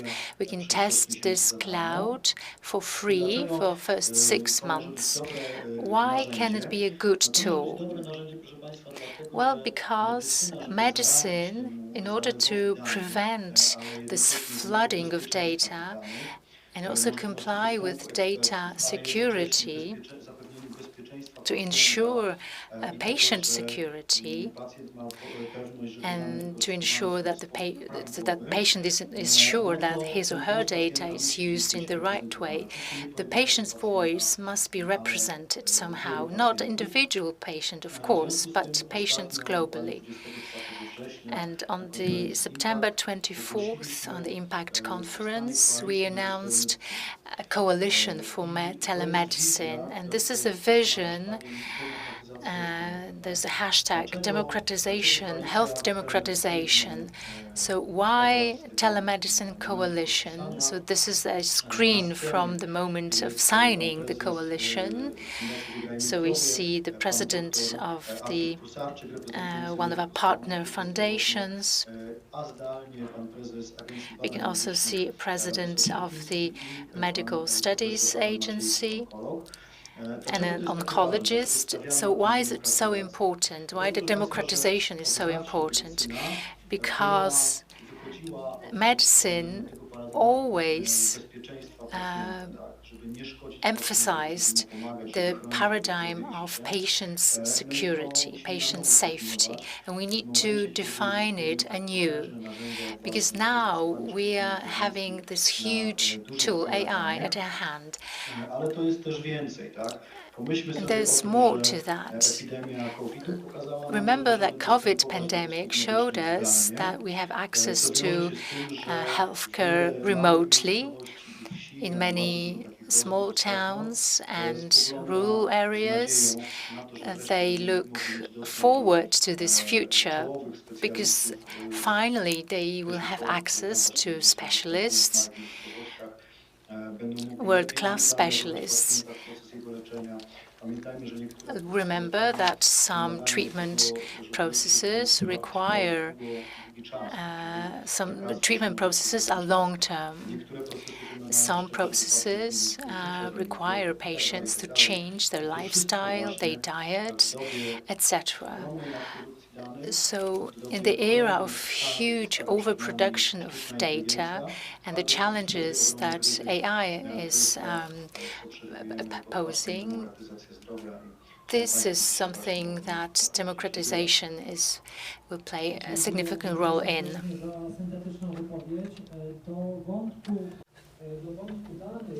Thank you very much for the speech. We will go back to this topic again in the forum panel, which is going to end this session. Ladies and gentlemen, the next speaker online, Mr. Piotr Orzechowski, representative of Infomedica, and the topic, AI in preliminary medical diagnosis. Good morning. Thank you for the invitation in this interesting event. My name is Piotr Orzechowski, and I would like to say about AI in preliminary medical diagnosis. I would like to start with a question. Who has ever Googled your symptoms? I did it many times, and it is not something rare. studies conducted in the United States, and in Europe it's similar. They say that 3 out of 4 adults are searching for information about their health online. And 77% of these patients use the most popular engines, such as Google. We usually type in headache, and we find anything from cold sore to brain tumor. And we can easily get lost in the labyrinth of information that is unverified or unsuited to our clinical picture. And this problem of looking for information in the internet was a problem that inspired me and my team to start a project, start a company, Informatica. We started in Wrocław, and the core of our company is still based in Wrocław. We started with 4 people, so this was our team initially. And today there is more than 114 to be exact, including team members from the United States, Germany, and Spain. So we service more than 60 clients, and more than 7 million patients already used our solutions. I will tell you what it is exactly that we are doing. We're providing tools to patients via our business partners. We are cooperating with Alliance, with PZU Zdrowie, it's a Polish company, Microsoft as well. And Microsoft is our partner that is using the technology created in Wrocław in all its medical implementations in the United States and worldwide. So we are very proud of that. How is our tool working? The tool for searching more efficiently for information. So we have a web-based application, and we can introduce our symptoms there. For instance, I have an earache, or my hearing got worse, and I can type in this type of information to this application. And our application, imitating the way doctors collect the patient's history, ask more detailed questions. Do I have fever? How long do I have earache, etc. And what is important in our solution is that the consecutive questions asked by our systems, this is not a very simple rule system. It is not a simple decision tree. This is the component of artificial intelligence that looks like this. In this small visualization, you see the graph, relations between different variables, symptoms, risk factors, laboratory results, and disease units. And this graph is created by a team of doctors based on literary sources and data scientist team who analyze sets of data, looking for relationships, strong relationships and correlations between symptoms and disease units. And this graph that we built and keep developing, it took us more than 40,000 hours of work of our doctors and our team. So once the system asks questions, after that we get recommendations. For instance, your symptoms require a consultation with a family doctor within the next 24 hours. Maybe it is an inner ear inflammation or outer ear inflammation. So our tool does not replace a doctor. It aims to direct the patient to the right specialist. Should I go to the family doctor or a specialist? Maybe my symptoms are so serious that I should go to the emergency department. So this is what our tool is for. So after we presented the recommendations to the patient, we can send a doctor a note. So Piotr will visit you with his symptoms, please consult him. And so we cooperate with the insurer, and we started triage procedure. And if 30% of those patients, they have mild symptoms, maybe they only have some tension headaches, nothing very special, 30% of patients may stay at home and not being stressed that they are seriously ill. So a couple of words on how our technology works. It is based on several elements. So our reliability index is 93%. We're benchmarking our result against real cases of patients that we find in literature, British Medical Journal, for example. So we see if we can solve patient cases taken from literature. And we are focusing on some most common conditions, and there's 661 most common conditions. I don't want to speak about myself only. I would also like to mention different areas where artificial intelligence supports diagnostics. So here is the example of startups that are using AI in healthcare. There are thousands of them. I think the most interesting are imaging diagnostics, drug discovery as well, so tools for searching better, more effective drugs, and virtual assistant category. And our company, Informatica, is an example of a virtual assistant. Two quick examples to inspire you from scientific research. So we have here melanoma detection. So the algorithm was trained on 100,000 images, and then 58 dermatologists were presented with the results. They were asked to evaluate the images, and the average accuracy of doctors was 86.6%, and the accuracy of the algorithm was 95%. So imagine what would happen if we combined doctors with algorithm. And similar study regarding mammographs, an experienced radiologist was always better than artificial intelligence, but less experienced radiologist was not that effective as the AI.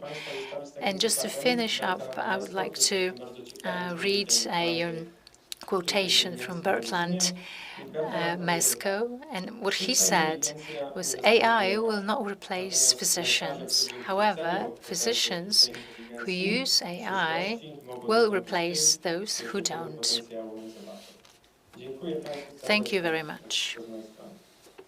Thank you very much for a very interesting presentation, also showing using AI in general approach. Thank you very much. Ladies and gentlemen, another presentation. This is Mikołaj Basza, who is New Technologies Advisor from Telemedycyna Polska, and the topic of his speech, Mobile Health in Clinical Practice.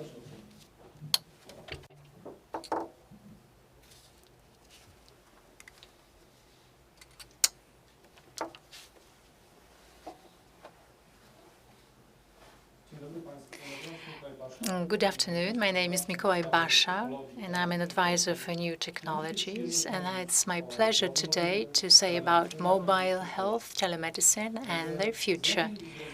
To understand better the revolution that is ahead of us, we should be aware of the problems and challenges. The WHO outlined the main challenges for us during the next decade. And for me, three are the most important, and they will be the drivers for the technological revolution in medicine. The first one is the aging of the society. It is estimated that by 2050, the number of people who are 60 and older will increase twice.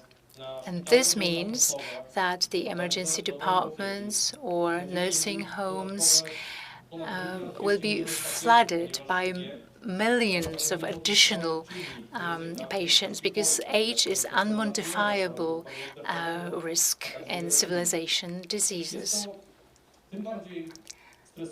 And this is very stressful because another challenge is the deficit of healthcare professionals. So today we have a shortage of 7.2 million healthcare professionals worldwide, and by 2035 this deficit will reach around 18 million healthcare professionals. So this is showing us a huge gap between the demand for healthcare and people who are able to provide this healthcare. The context is also very important in which healthcare is provided. Another challenge is to prepare for pandemics and epidemics that are ahead of us in the next century, because our current COVID-19 pandemics is not the last one. And actually, the COVID pandemics is a very example showing us how technology can fill out this gap. Doctors, clinicists were somehow forced to start to use new technologies in order to provide healthcare to their patients. According to McKinsey report, the number of telemedical visits in the United States increased 50 to 175 times. So this is showing us the strength of technology in solving social problems.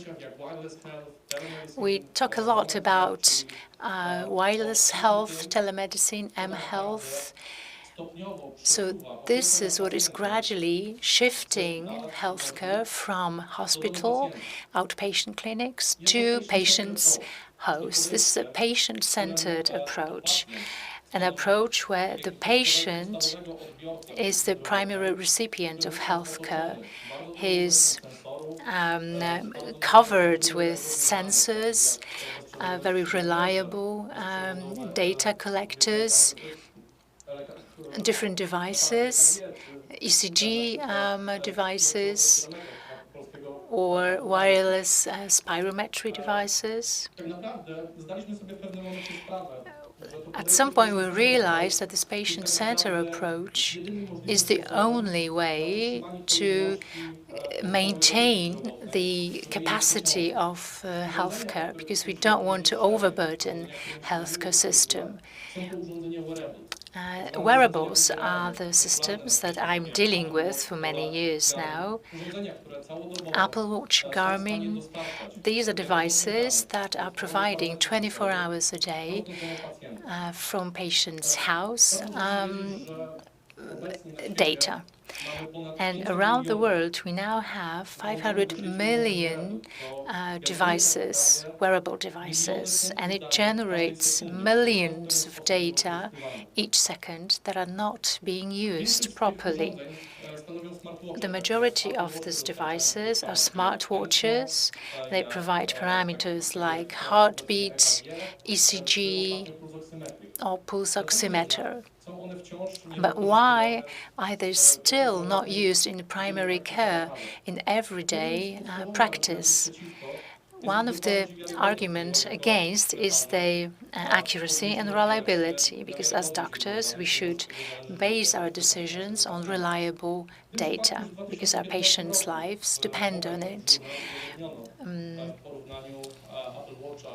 So there was a comparison of Apple Watch Series 3 and Fitbit Charge 2, that their accuracy in measuring heartbeats comparing to certified ECG in a healthy patient during daily life activities is very comparable. So it gives doctors, clinicists, lots of possibilities: pre-screening, screening, preliminary diagnostics, including personalization of therapy. Another research I would like to mention is a validation research comparing a very common function that is available in our smartwatches, and that is ECG. And this research showed that there are no statistically significant differences between lead 1 waveform and the lead 1 waveform in ECG, standard ECG.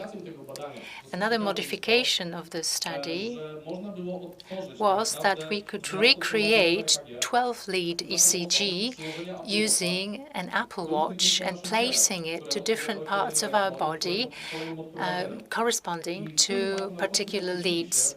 And the scientists, they tried to diagnose the acute coronary syndromes, and they compared the ST segment, compared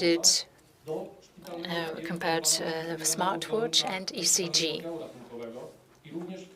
And also in this study, there weren't any significant statistical differences. So it is already showing us how powerful our watches are. But what should be really interested in is what possibilities AI is giving us: deep learning, machine learning, because now using this data in new ways, we are able to draw many interesting conclusions and indexes, medical indexes, that will help our patients live longer, and they allow us to cut the costs of healthcare.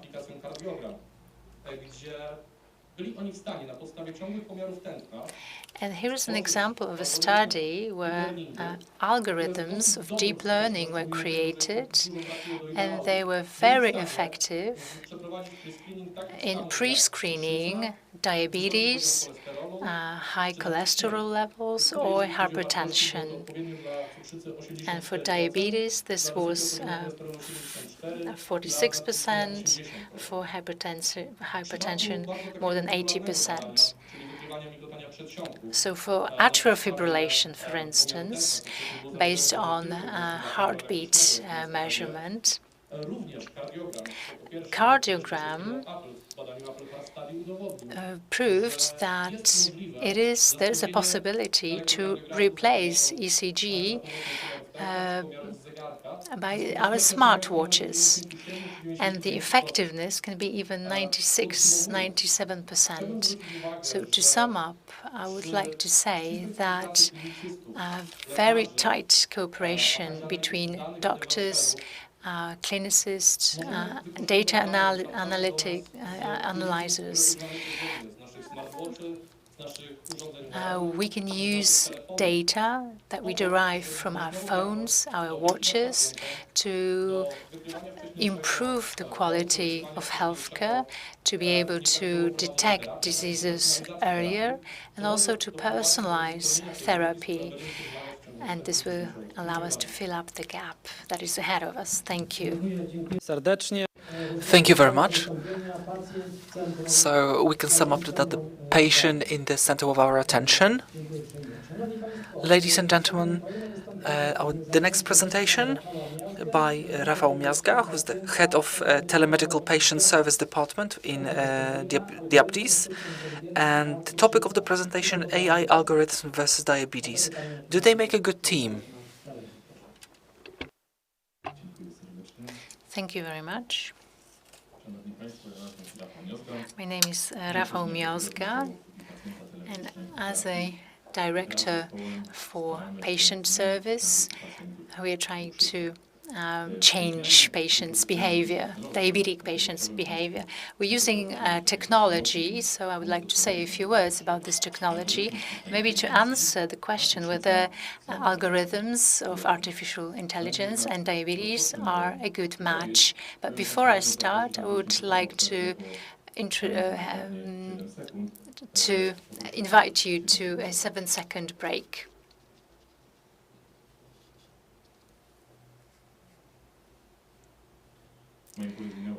So 7 seconds have passed. Thank you very much. So why this odd break? Because every 7 seconds a person dies for diabetes. So this short break that we just practiced, during this short break, one person died for diabetes.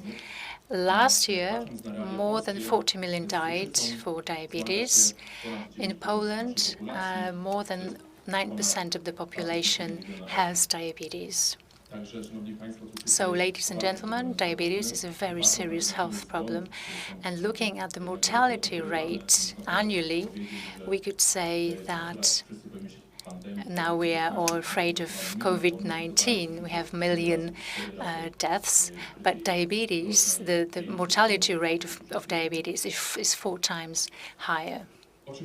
So what I would like to tell you about today, I would like to say a few words about diabetes, what technology we use, and what effects in patients we can achieve.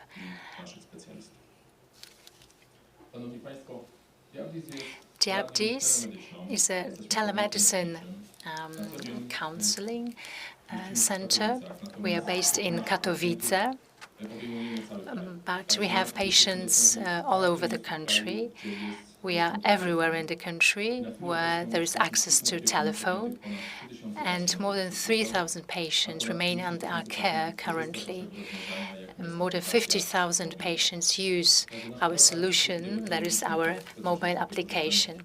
So we are using modern technologies, artificial intelligence, cloud, but we also, on that basis, are creating devices like glucose meter, glucose transmitter, just to provide our patients with high quality of healthcare. We are able to improve quality of life of our patients and to improve accessibility of healthcare to address our patients' needs and manage diabetes better among these patients. So how does it look like at diabetes? Patients who come up to us, they receive a set of tools. They receive a glucose meter, one touch, also a device that allows to upload data in the cloud and access to an online panel. And thanks to these tools, our diabetic patients are able to send results to us, and based on these real results, our team of specialists may provide healthcare. And thanks to the portal panel, patients can also continuously verify their results. They may receive the estimation of the glycolated hemoglobin, meaning how well their condition is being controlled.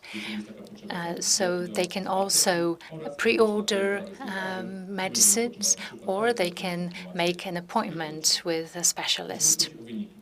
Regarding results, once the results are sent to the cloud, our system analyzes them, and if there is any problem with the results, it sends an educational message or select a patient for individual consultation with our specialists. So a few words about our technology. So everything starts with synchronization. So the patient needs to measure his glycemia level, then sends this measure to a portal, and our system is able to identify that this patient has sent his or her results. The patient gets a message, and the system starts analyzing the results. And if there are any problems, the system sends an SMS message to the patient regarding their glycemia levels.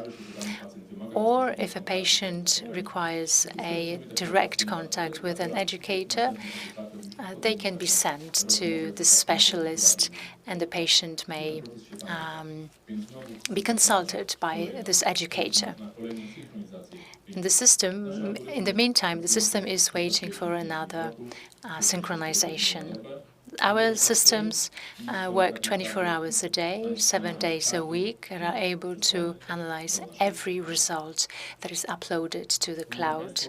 Ladies and gentlemen, how does it look in practice? We have a diabetic patient who in June this year got his results synchronized. The system identified these results and sent a message: "Thank you, we have your results, we can work on them." And as I previously said, we have automatic analysis. And it turns out that this patient has a problem with glycemia at night, and this may be a threat to this patient's life. So automatically a message is sent to the patient, and the patient can answer to this message. And the patient said it was only an incident, and he knows why this happens, and he's now aware and will try to avoid this type of problems in the future. Patient sent us his results again. Our system analyzes the results, and also a system refers to the previously identified problem. It turns out that this time, again, there are glycemia problems, and again, a message is sent to the patient. The patient responds. All this would not be possible without our system. So to sum up, looking at the previous month, our system detected more than 1,300 incidents. This is how we called every problem that is detected. Last year, we had 22,000 such incidents, and our basis of algorithm includes more than 120 algorithms that are monitoring glycemia levels sent by our patients. So our algorithms analyze our patients' results in real time.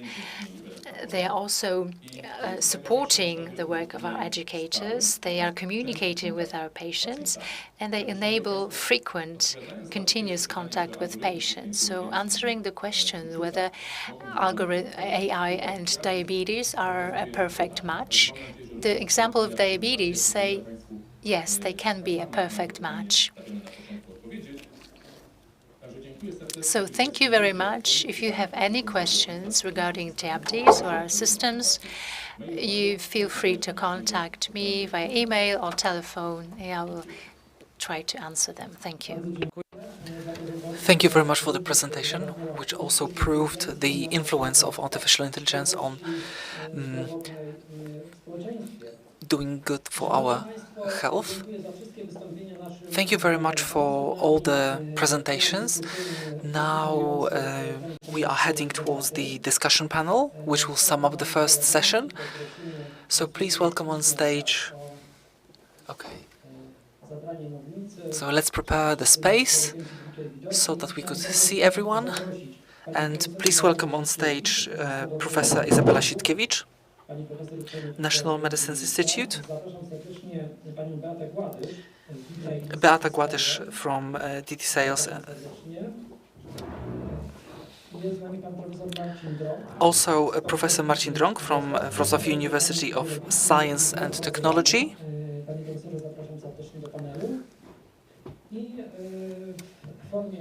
and online Robert Kroplewski, Ministry of Digital Affairs.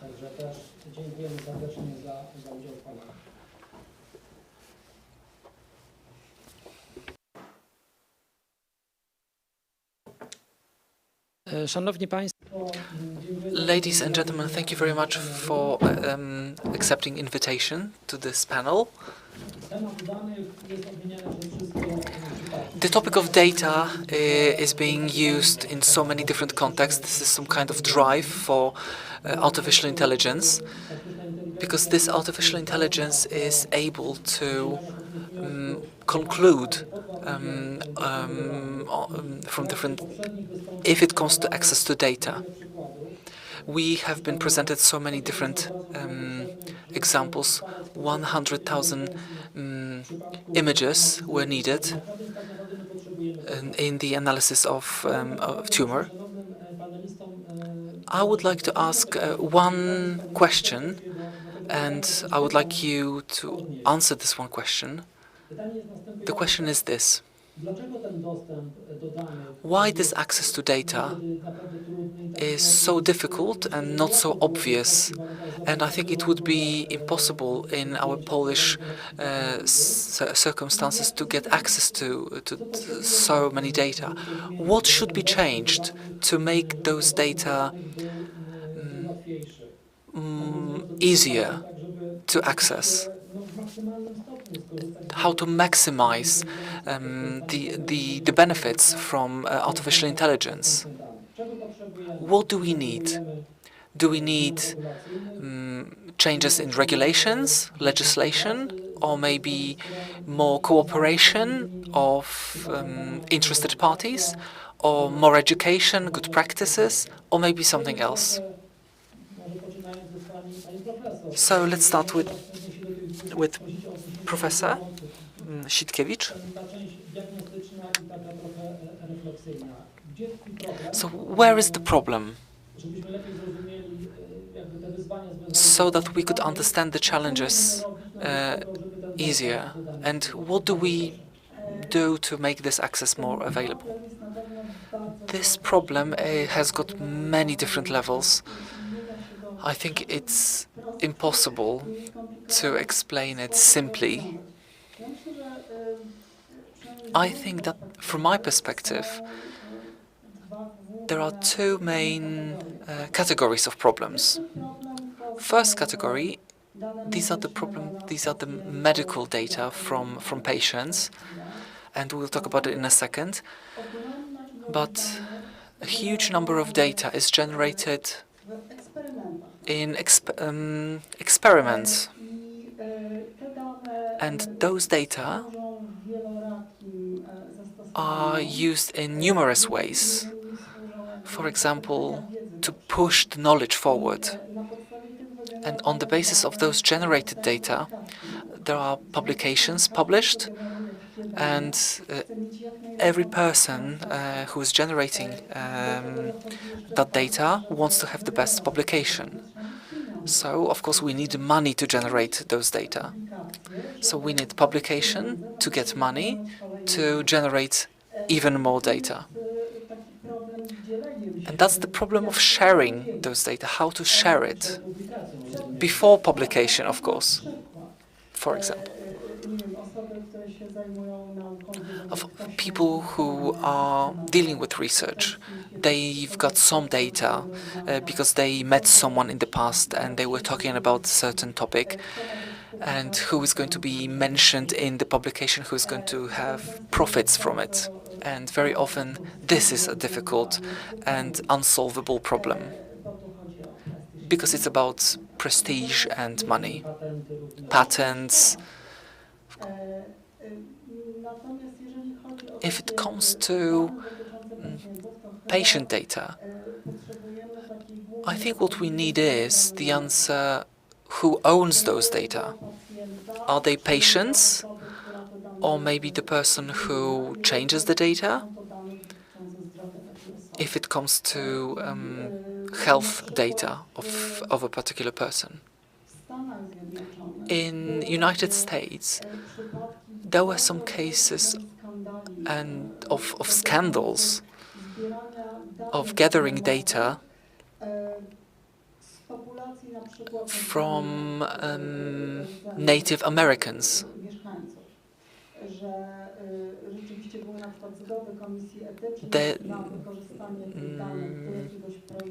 They had permission to use those data for a certain projects, but those data were used without their consent in different projects.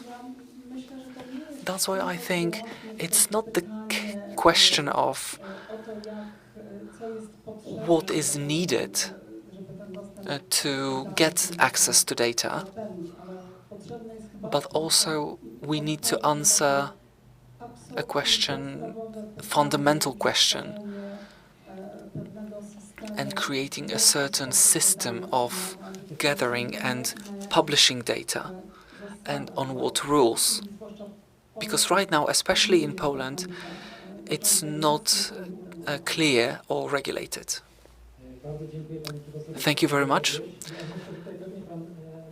I'm sure that Robert Gruplewski would like to comment on it a second, but maybe let's hold on for till the end of the discussion, because there were so many different topics here mentioned. So maybe the representative of business, Beata Gładysz. What are the challenges if it comes to access to data? And maybe showing us some methods of using such data. Or maybe we already have some good practices used in business or in public sector that we can use.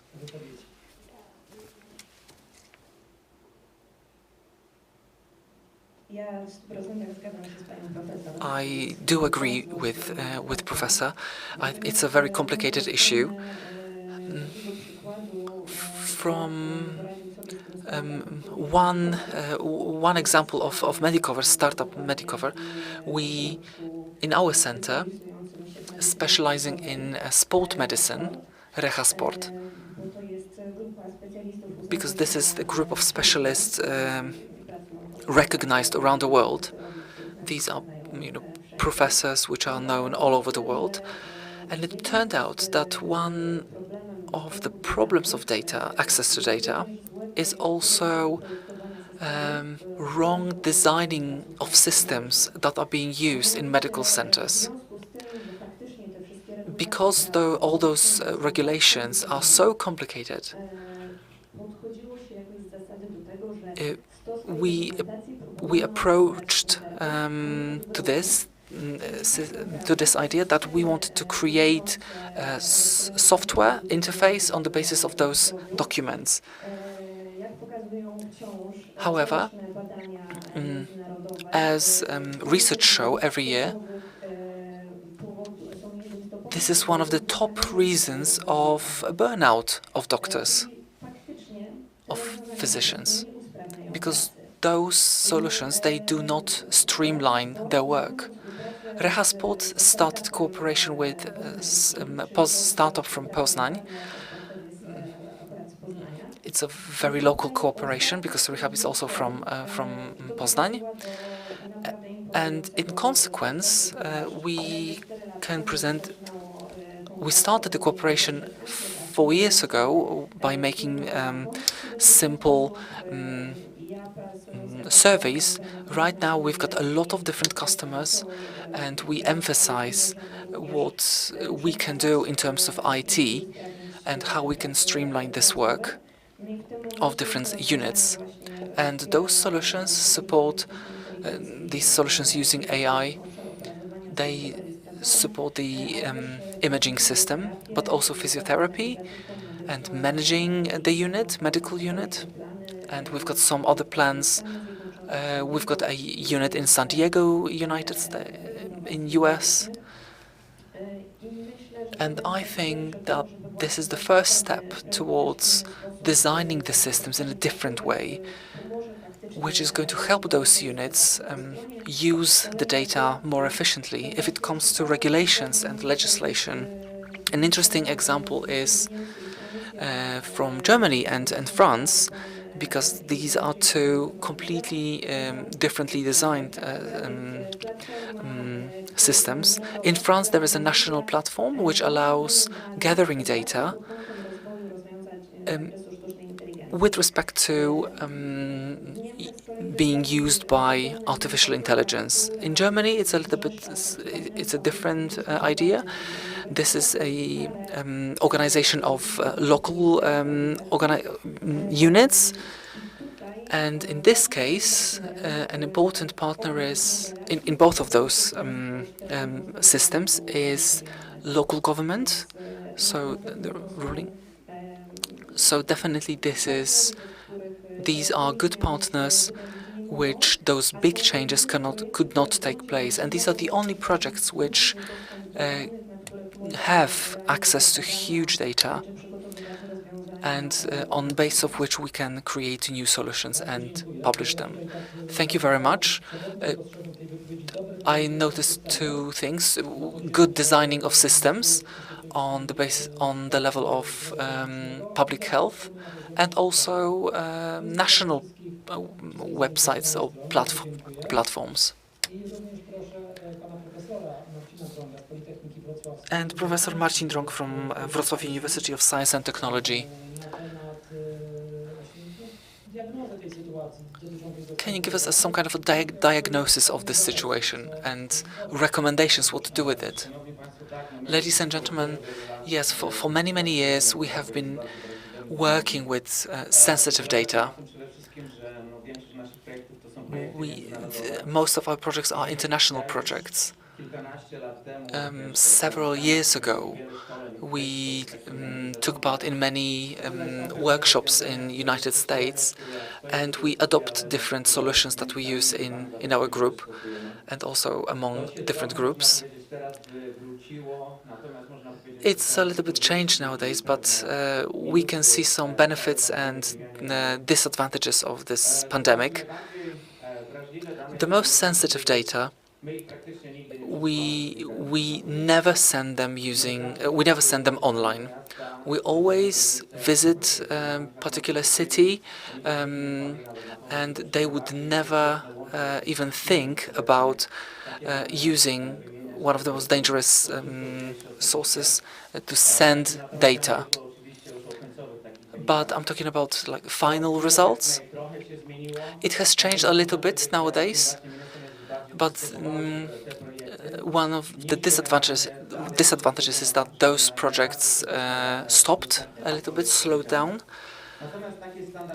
However, the standard data, it's the matter of trust between the two research groups. We exchange using safe connections and those data, so we can do it and feel safe about it. I took part in many video conferences. They have become people say that they have become popular nowadays, but I have been taking part in them for many, many years now. We have used them many times in the past, and the scale is definitely 10 times more than it was before. So in March and April, I took part in almost 15 teleconferences, and exchanging data, sharing data, is that not all of the units, they want to share those data, because very often we are fighting for priority in different projects and generating such data. It has changed because of servers, which are, for example, bioRxiv or chemarchive, where you can see preprints. Not so many people know how to use them, but publishing data on those websites, you can choose 5 different ways of protecting those data. And people use those data, and they are exposed to different threats, because if we use those data without permission, we can start legal procedures against such person. Should we completely block it? Should we only partly open the sources? There are different mechanisms how to adapt those mechanisms. That was the case we used in the case of COVID-19. Different bodies try to use our data that we had about COVID. Very often we exchange those data among team leaders at different conferences. Sometimes I see those people 4 times a year, and every 3 or 4 months we are able to generate new data. They do not leave computer. They are coded, and definitely coding files is also important. Thank you very much. You said about safety of sending data, but also challenges in terms of sharing those data. They should see these units should see some kind of benefit of sharing those data. It's all about co-publishing of data of those publications. It's just a matter of agreement. Usually it's all about signing a contract, material transfer agreement, and sign particular documents which are used by different universities around the world. If we know someone, if we trust them, we can share those data, and then we just decide who is going to be co-author of such data. I think that in terms of just normal standard groups, we know that those people have got experience, and if there are any disputes, they can be solved by sitting down by the table and just discussing who is doing what. This is what we do what have we been doing for many years. And now Robert Kruplewski, Ministry of Digital Affairs. I'm far from thinking that on the basis of documents, this policy on artificial intelligence, it's possible to solve these problems. But I think it's an important role of central administration to create certain frames for those topics. I would like to ask you about your perspective and the diagnosis of access to data and the tools which will make this access easier. Thank you very much. Welcome again. Thank you for all those presentations. They definitely show the diagnosis of the problem. We do have this diagnosis when we are trying to find a solution to this problem. World is also working on it simultaneously. We found some answers to some questions. Also documents negotiated in terms of different organizations. Also concerning artificial intelligence and sharing data. And also recommendations in the European Commission. And now we've got a serious challenge of negotiating legal frames for the Council of Europe. We started with the question about who owns those data. I think we should have answered to this question, and medical data are owned by the patient if they have been taken from him or her. There is the concept of data ethics, that all those laboratories provide a transparent way of tracking usage of those data. And this is something we would like to support and introduce here in Poland, using those ethical usage of data in medical services, in public services. Another concept is that we emphasize in our policy. As physical, natural person, we can share our stories, diagnosis or treatment history. We treat as data that could be donated, and all those regulational issues. In this way, we will be able to provide access to those data in a safe environment. I agree with the statement that we've got access, that we've got a problem with adapting artificial intelligence to existing circumstances. We should do it from the other way around. We should be looking for access to high-quality data and model artificial intelligence so that it was ethically used for the benefit of the society.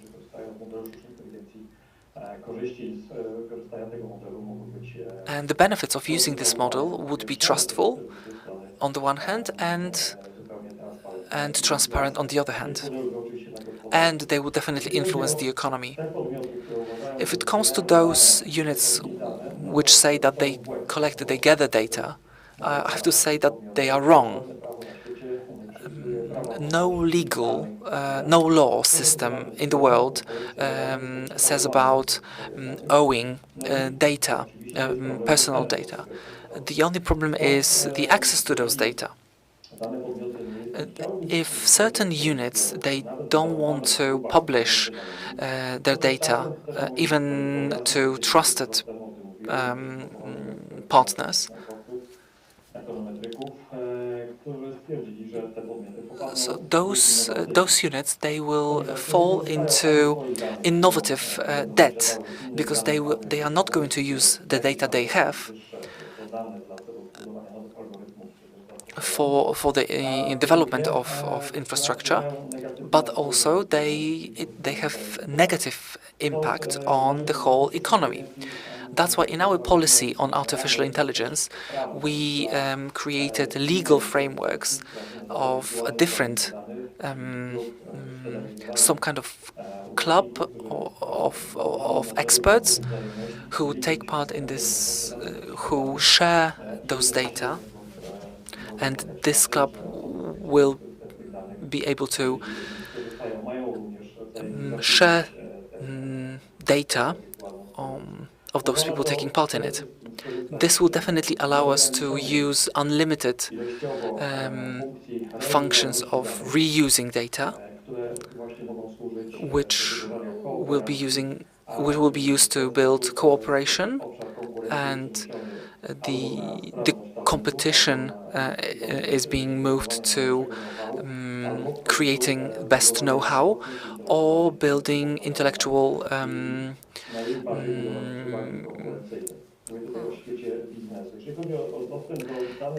if it comes to medical access, we have also designed seeing the problems and value of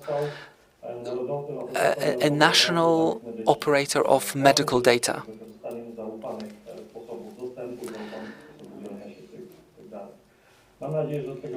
I hope that this will be able to be operationally completed. We've got 2 years to do it.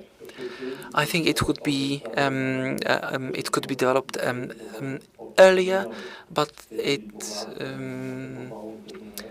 we have been discussing about this problem for the last 2 years, if it would be possible. Yeah, so that's very generally talking about all those ideas and finding answers to those questions given. And apart from what you said, this sharing of data is the value in itself. Of course, remembering that business secrets and all those intellectual property has to be supported. We can't use them in terms of bad competition and creating some kind of blockages of access to those data.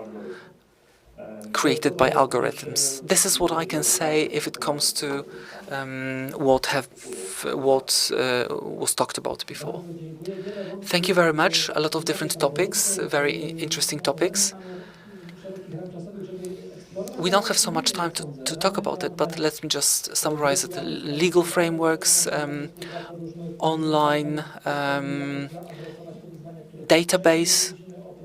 We talked about sharing those data, national operator of medical data, how to use those good practices, also those foreign good practices. Ladies and gentlemen, just to sum up, just one round of question. It's a paradox that we are talking about a very difficult topic, very complicated one, and let's take a look at this problem from a different perspective. If you were to indicate one factor which will make this safe access to data easier, what would it be? Just one idea that could create some kind of domino effect. One idea.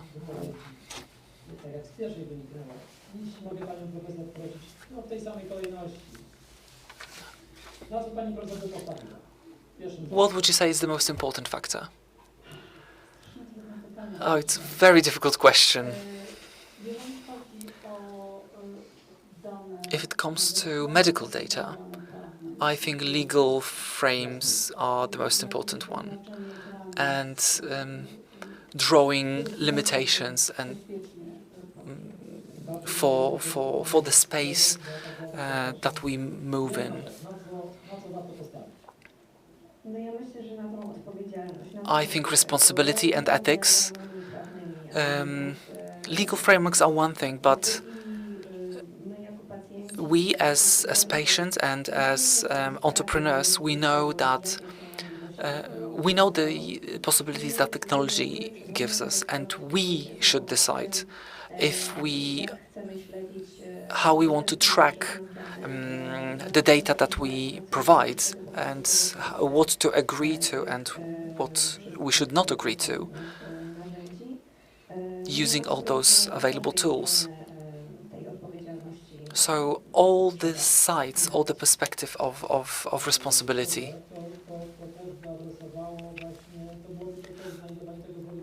That would also mean finding this perfect solution, right? So this balance between cost and data. And Professor, one element. I always count on data transfer agreement, well-written data transfer agreement. So we share those data quite often. If it's well written, if this document is well written, and we know who has right to use those data, where are the copyrights? These are usually just several pages document, and both parties have to sign them, and then those data can be shared without any problem. Of course, the scope of sharing those data is also described in the document. So I think this is something that is a standard nowadays, and I think this document should be prepared well, have a good draft of such a document that you use. So it's also about cooperation, right? So cooperation from the very beginning should be structured. All the universities, all schools are really looking after it very closely. Some universities, they ask other universities for more protection, more safety. And when one university in Columbia, they've got great lawyers, and they are to protect, they are to work with all the scientists from this university. They offer their help so that both parties of the contract are protected, so that everyone knows who's the owner of data, who generated those data, and then when we are talking about intellectual property, who has what rights. I have been working for many years in San Diego, United States, in an institute which protects all those data perfectly. So there is no question if it comes to leaking data. All the data are well protected. We also have it here in Poland. I use those American drafts here in Poland so that we can share those data. Thank you. And Mr. Kroplewski, what about you? What factor is the crucial element? Thank you very much for the question. It's a very deep question and a multi-level question. No one factor actually decides. There is nothing like you know,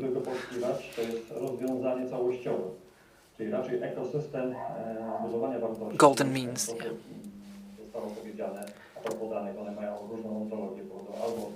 So those data, they come from different sources, from different patients, from different sources. I would put my money on building a good ecosystem focused on ethical usage of data, supported with legal solutions, opening doors to one things and closing others. But from the government point of view, from the state point of view, how we spend those money is very important. In one of the documents published in Poland, if we are supposed to spend money, we should spend it to trusted organizations. And this project is to create a model and a market for artificial intelligence which is trustworthy, and in this case is ready to compete with other academic and economy units. So I would say that pipeline is the most important, so to secure the access to those data. They were not generated, those raw data. And one last thing for we have been talking historically about data. Someone says that data means electricity, oil. If we say that data are oil, we can take control over it. For us, data is like air, so they are around us, they circulate, and they are being developed. This is how we treat them, and this is how we have been seeing those data for many years. To sum up, so it means it's creating a model, some kind of ecosystem of using artificial intelligence, data and artificial intelligence. Thank you very much for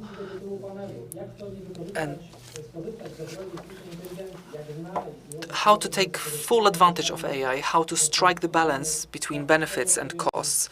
We had 4 answers, so legal frames, responsibility and legal framework, ethics, data transfer, and creating some kind of ecosystem and model of using data and artificial intelligence. These are all, of course, only some of the factors, and this topic is so broad that but we have managed to come up with some very interesting conclusions. Thank you very much. Thank you to Professor Izabela Sitkiewicz from National Medicines Institute, Beata Gładycz, DT Sales, Robert Kroplewski, Ministry of Digital Affairs, and Professor Marcin Drąg from University of Wrocław of Science and Technology. Thank you very much for your attention. Short break now, and let's meet again at 2 o'clock. We will continue with our conference. Thank you. Dziękuję Państwu serdecznie za możliwość rozmowy. Dziękujemy bardzo. Do widzenia.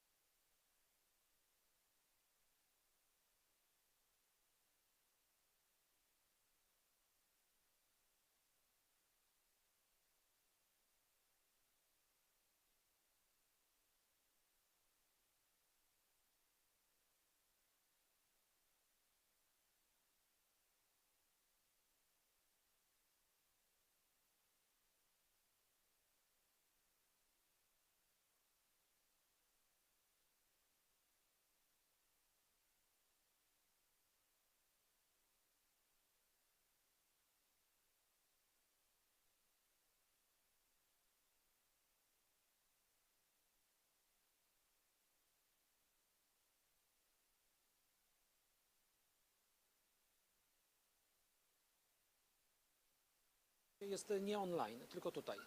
Szanowni Państwo, zapraszam.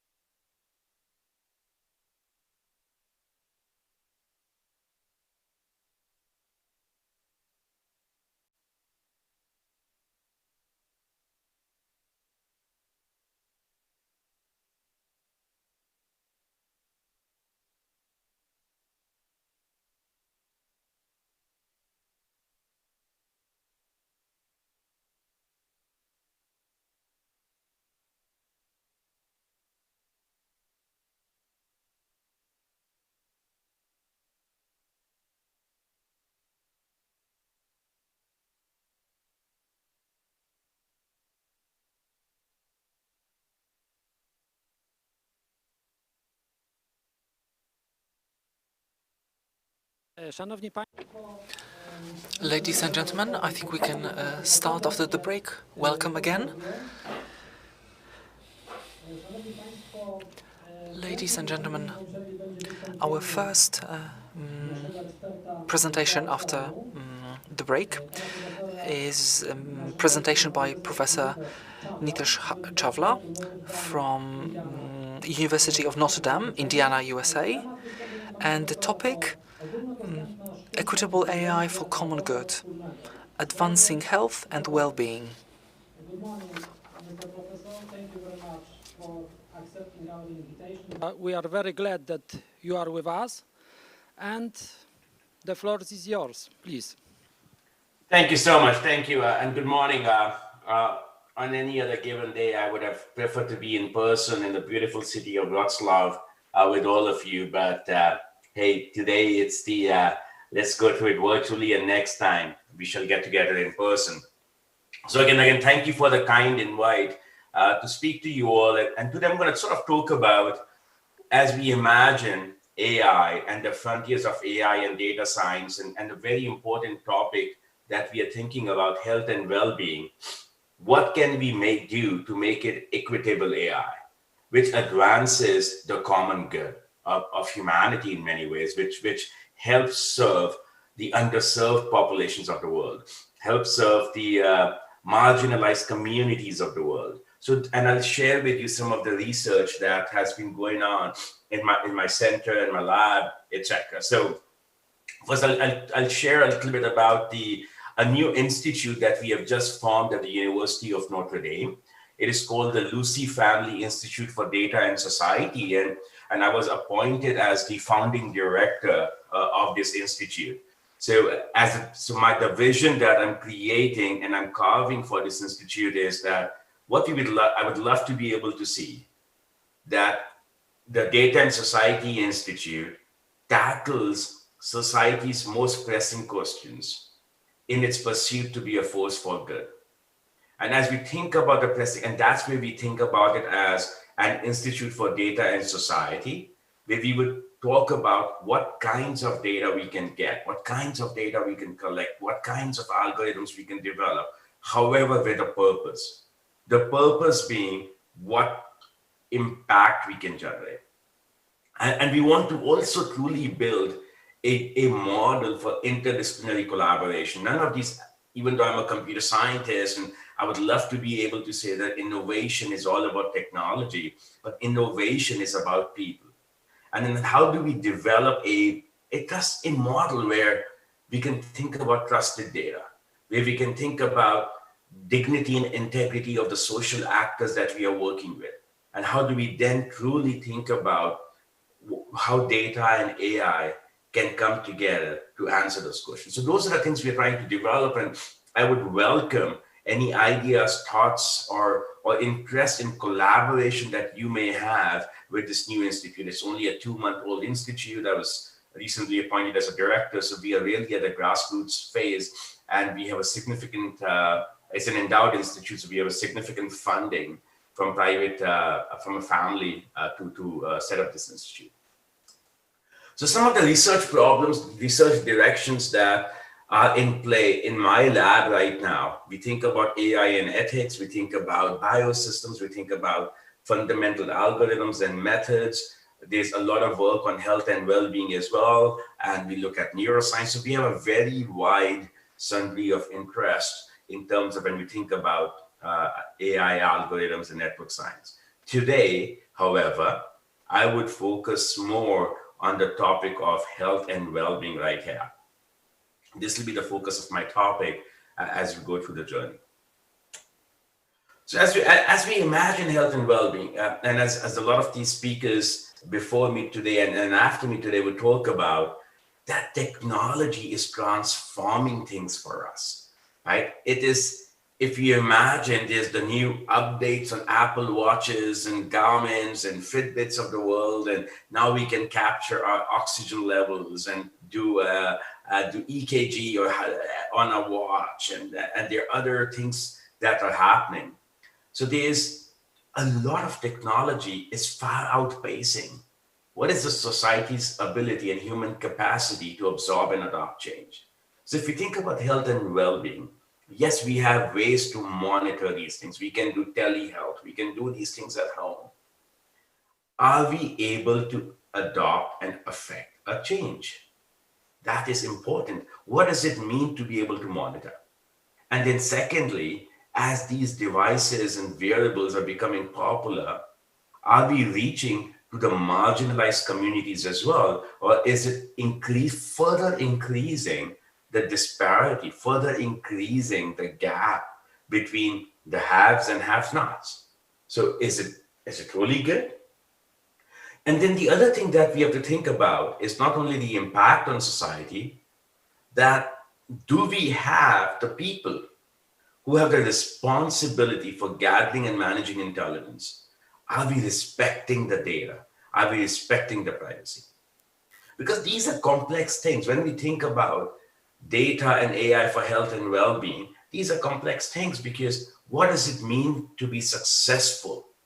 How do we measure success? Are we measuring success by the number of devices? Are we measuring success by the accuracy of the algorithms? Or are we measuring success by changes in a person's life? And are we measuring success that are we doing it right? Are we being responsible? Because the challenge what we have, even if with all these things, is that, especially with health and well-being, with a lot of experience that we have looked at in my lab over the last several years, and especially when we go to the communities to study these things, that what people say, what people do are entirely different things. I quote Margaret Mead here. It's difficult to get a pulse on what actually is happening. How do we get unobtrusive measures of data?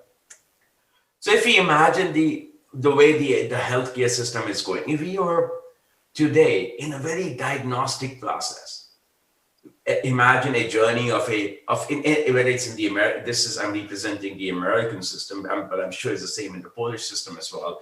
I have a health problem, then I go to the healthcare system. If I do not have a health problem, I don't go. And then I go to the healthcare system that goes through the diagnostic process, and then that basically figures out what's the information I need, integrates the different types of information, the tests and everything else. Then it says, okay, this is the diagnosis you have, Nitesh.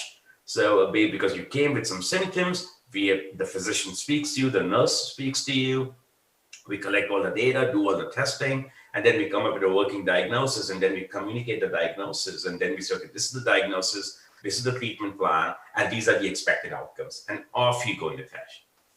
Right? However, no one here asks me, Nitesh, would you be able to get this medication? What if I'm given an antibiotic that requires refrigeration, that requires it to be put in a refrigerator? And what if I'm living in a poor household and I cannot afford a refrigerator? I don't have a fridge at home. And I can't preserve that antibiotic in the refrigerator. That'll get spoiled. So even if I was given a correct treatment for my condition, it's useless after 24 hours because I couldn't keep it at the right temperature. And no one asks me that question in a healthcare system, hey, do you have refrigeration at home? So there's something is missing. And if you imagine the way the clinical system of diagnostics is working. And the other thing, if you think about, right, is everything in our system today is on the right-hand side of this box, on the medical care.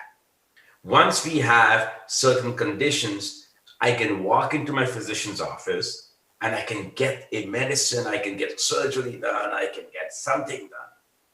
However, equity comes, equitable care comes when we shift to the left as well. If you think about the socioeconomic factors, the impact of physical environments, the physiologic factors, the spiritual, the behavioral factors, all of these factors are extremely important. And as we think about these factors, we have to think about how these factors are going to interact. And that's in the prevention and health promotion. But that's not quite incorporated in any electronic medical record. We are great on the right-hand side, but we are failing ourselves and the society on the left-hand side. So these observations stem the research direction in my lab, where we are trying to basically look at is, what is the socio-ecological model we can build with different attributes and different demographic attributes and different clinical attributes, different wellness attributes, etc. What kinds of things we can build, what kind of aggregate attributes we can build.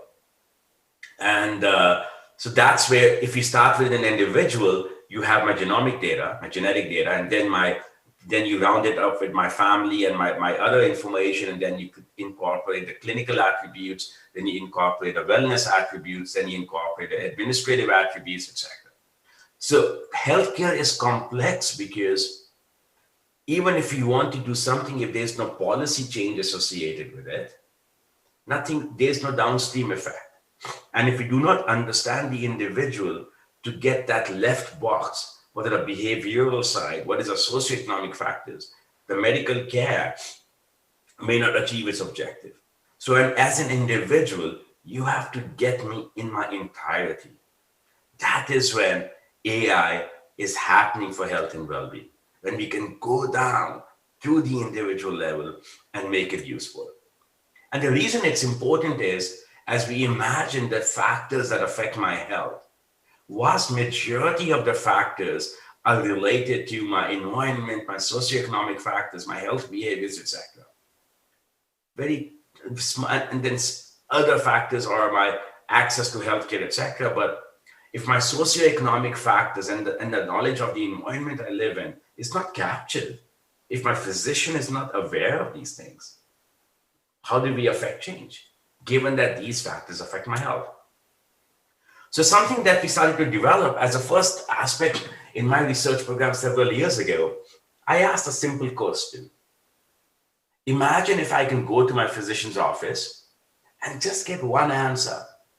What are my disease risks? Imagine if you walk in a physician's office for a certain diagnosis for your annual physical checkup, and the physician could tell you, hey, these are your top 5, top 10 disease risks. Can you do these 10 things to take care? And these 10 things in the context of your physical environment, of your socioeconomic factors and everything else. And why is that important? We have seen that similarities and shared experiences matter, right? When we go to Netflix.com, Netflix tells us, hey, Nitesh, welcome today. You'll watch this movie. Amazon.com says, hey, Nitesh, buy these books. iTunes says, hey, Nitesh, listen to this music. And I do that, like an obedient student of these sites. I go, all right, you told me to watch this or buy this, and I will buy that, right? And the way they do is, they compare me with millions of people out there, anonymously to me. I have no idea who they are, but we share similarities. We share experiences based on what we have seen, based on what we have read, based on what we have heard as music. So if we now think about a collaborative, imagine a disease.com, which goes in and says, hey, welcome, Nitesh. These are the disease risks you have, and we're going forward. If diseases represent our shared experiences and similarities, if the socioeconomic factors, cultures, and physical environment represent our health risks, we have similarities among people.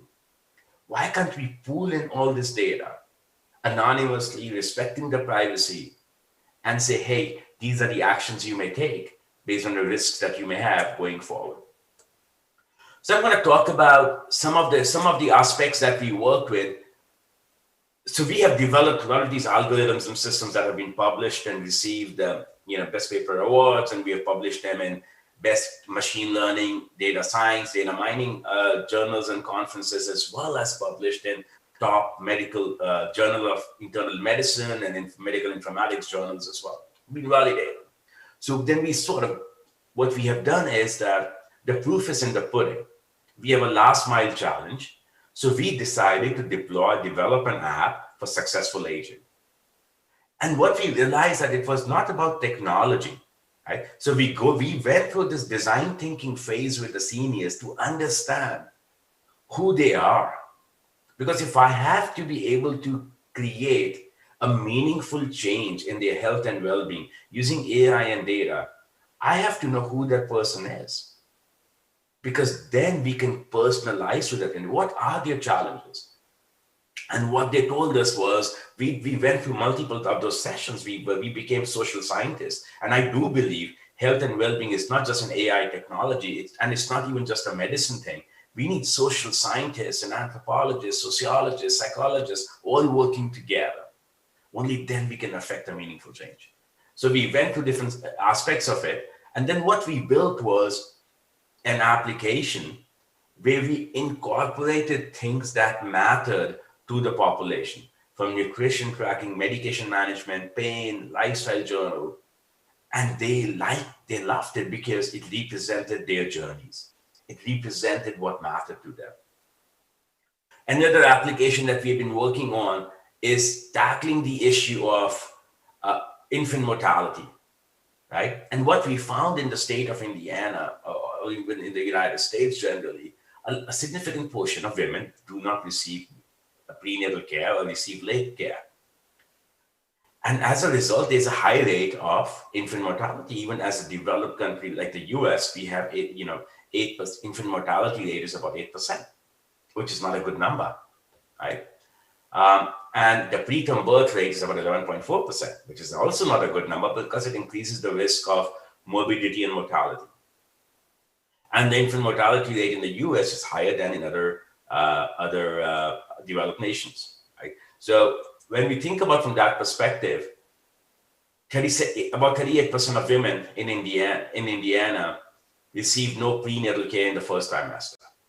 So if you imagine this, so what's going on? What the problem that we identified was there was an access to healthcare issue. There was a challenge was how do we affect behavioral outcomes if you actually are not able to engage? Can we scale this engagement aspect? So what we developed is a MomLink application that was provided to the prenatal care coordinators, and that worked with communities and women who didn't have access, who had other challenges, insurance or lack of it. And through a digital medium, we provided a safe space for communication, for sharing, for access to coupons, for access to activities, etc. And that allowed mothers who may not have had access to these things, access to care. Another big application problem that in my lab we are heavily focused on right now, it's an active research area. We are working with an organization in Brazil, organization in Mexico, is on child malnutrition. About 21.3% of all children under 5 years were stunted, had stunting of their growth. About 14 million experienced wasting. 5.6% of all children under 5 were overweight. These are not good numbers. These are not good numbers, but what do we do? How do we begin to tackle these challenges? And one thing that we found is that it was really interesting. So we have been working with two organizations. One is in Brazil and one is in Mexico City, Un Kilo de Ayuda. Right, so this is the Brazilian organization, CREN, based in Sao Paulo, and this is the Mexican organization based in Mexico City, Un Kilo de Ayuda.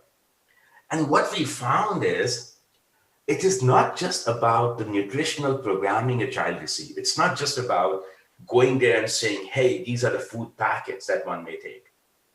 We have to understand a lot of interacting elements, especially the psychological aspects. We published a paper in Nature last year where we discovered that for a nutritional intervention to be successful, it was important to intervene, to understand what's the social behavior, anxiety, stress, etc. that a child was experiencing.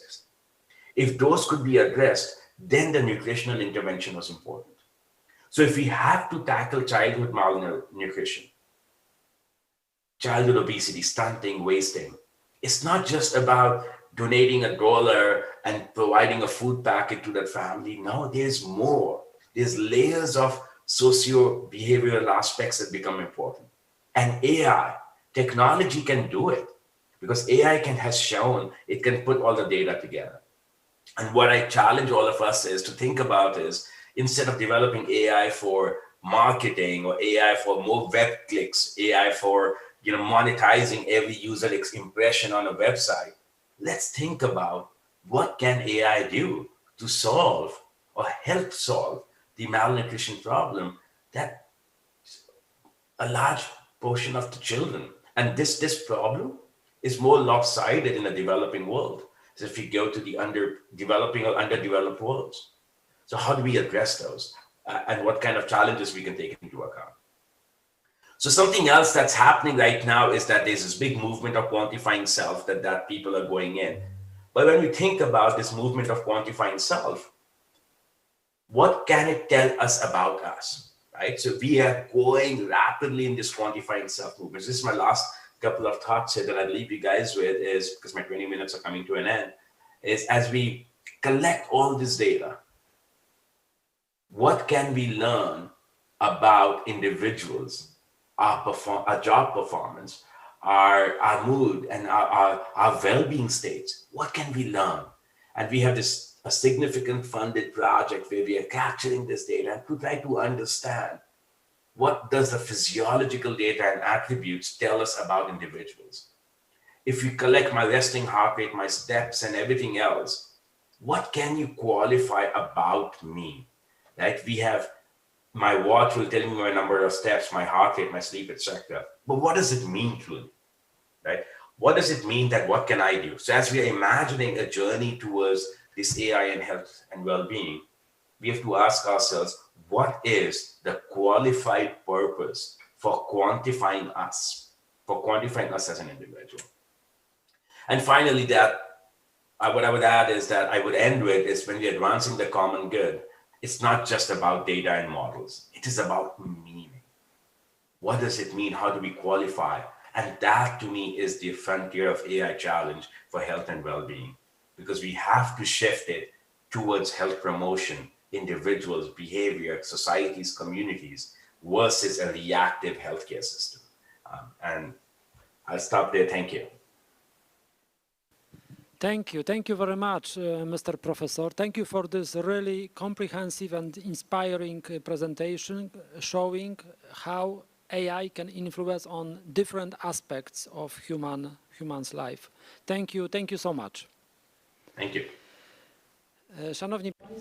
Ladies and gentlemen, now let's start session 2 of our conference, Science and Business Networking in the Field of AI. We have a short information message about one of our partners.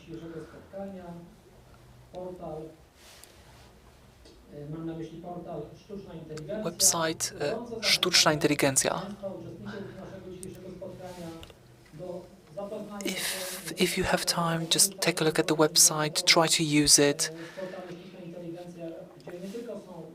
You will not only find information about our meeting, but also different information popularizing artificial intelligence topic. So, ladies and gentlemen, let's start with Professor Tomasz Kajtanowicz from the Faculty of Computer Science and Management, Department of Computational Intelligence from Wrocław University of Science and Technology, and the topic, Potential of the Interdisciplinary AI Research in Wrocław, Current States and Perspectives.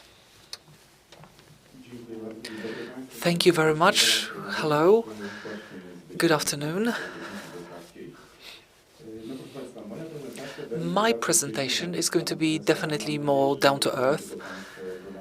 I hope you are not going to find it abusive. We were thinking about the state of artificial intelligence in Wrocław.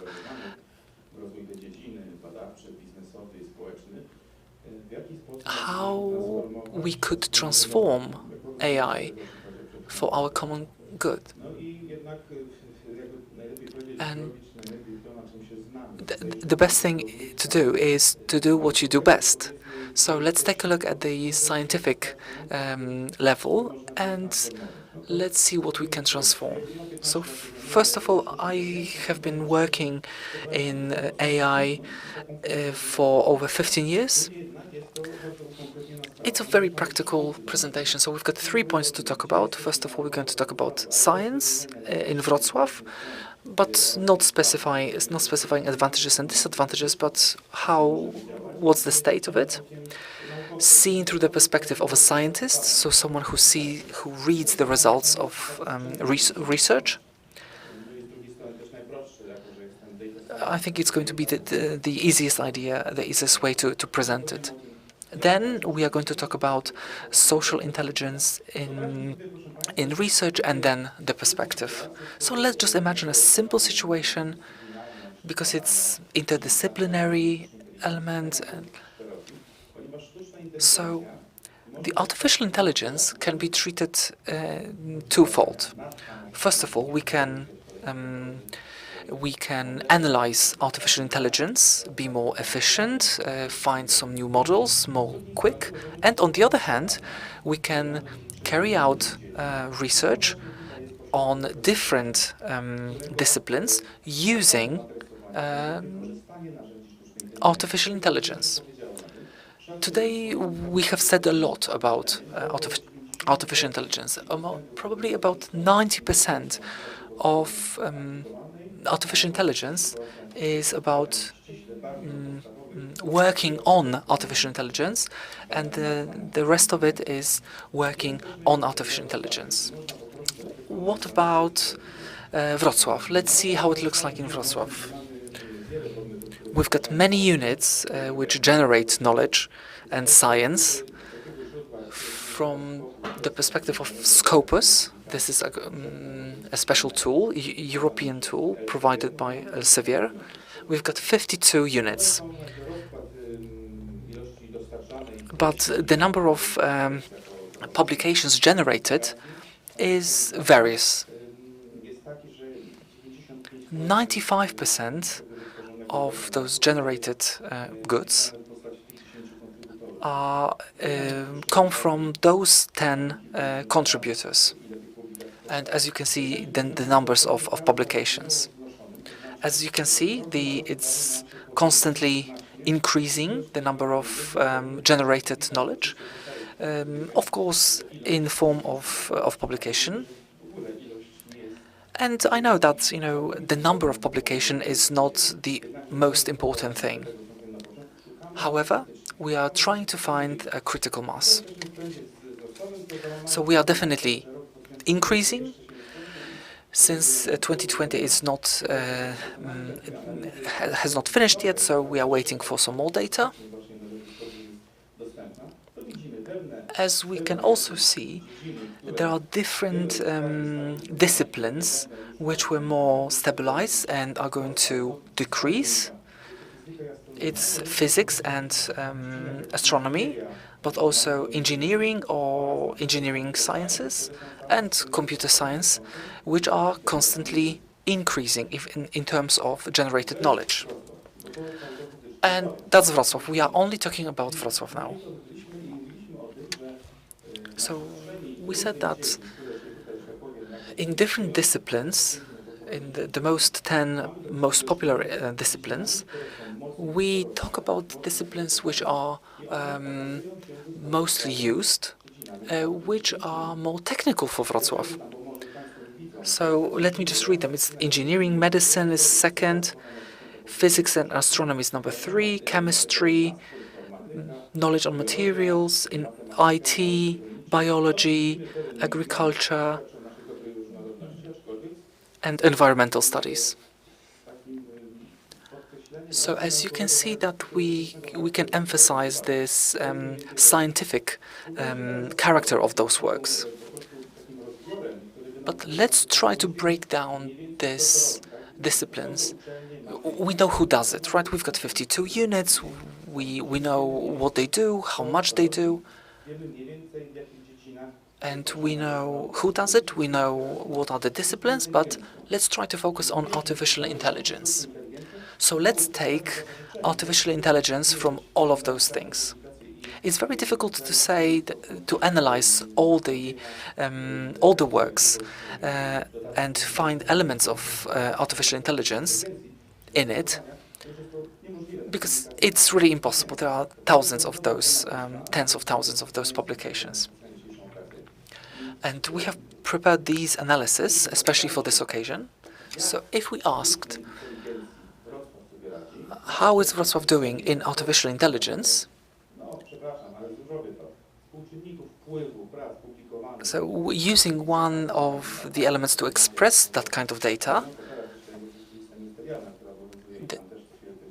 there is also a special governmental list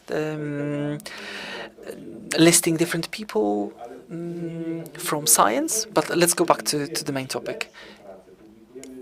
If we can say that we publish more interesting works in different, more interesting places, we can say that the impact on factor in terms of Poland, and this is for Wrocław. So as you can see, there is certain irregularity. What does it mean? It's for our benefit. So Wrocław is generating better works than average in Poland. So we've got this advantage if it comes to quality of generated knowledge. We also try to analyze what part of computing almost every fifth work, about 20%, regards artificial intelligence and its usage. So the situation looks like this. Every fifth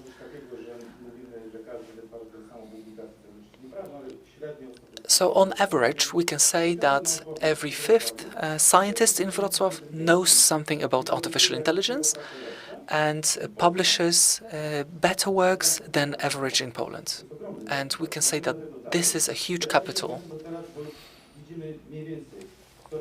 Now we can see what we do, who does it. And so now let's focus on who pays for it. So there is another diagram. So we've got two most popular agencies funding those research. This is the National Center of Knowledge, and the second one is Center of Science. So we can say that those dedicated agencies, they publish most. However, most the data are produced by, as you can see, other. It means there is no source, or there are different most popular sources. Then we've got National Center of Science and different European commissions.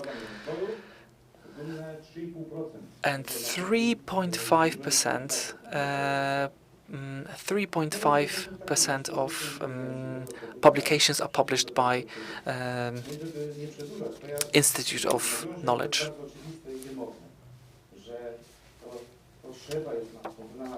What is most important to emphasize is that necessity is the mother of invention. If we know that we have to do something only for the purpose of knowing it, we really need well-motivated scientists to come to certain knowledge. That's why applied science, that's the science I have to finish. So the chances and perspectives, we should go towards the applied artificial intelligence, shortening the distance to application. So if we believe that the financial perspective is going to change,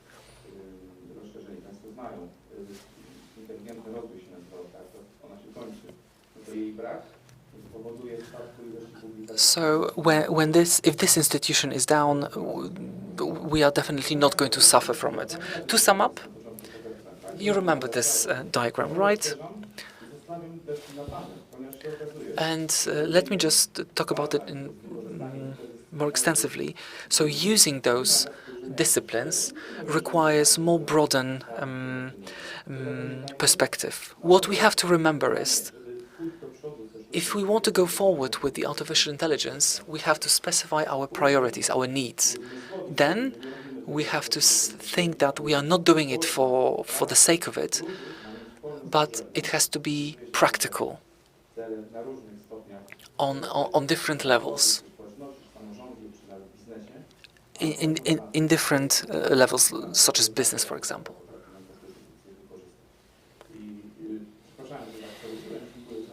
Thank you very much for your attention.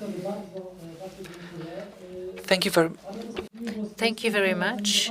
Your presentation was an introduction to our discussion panel, and we're going to see you later. Thank you very much. It was a very informative presentation.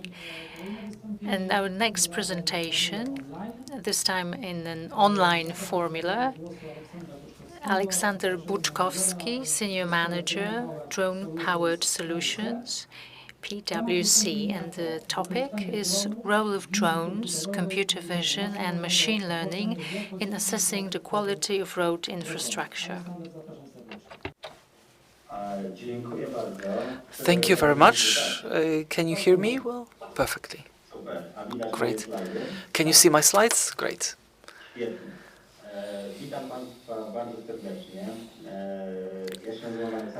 My name is Aleksander Buczkowski. I'm leader technology in PwC Drone Solutions. Today I'm going to talk about a project that we managed to carry out for the Maltesian organization, and how we are managed to use all those technologies that have been mentioned before. So drones, computer vision, and machine learning, in order to assess the quality and condition of road infrastructure. So we are the global center if it comes to providing engineering products and artificial intelligence.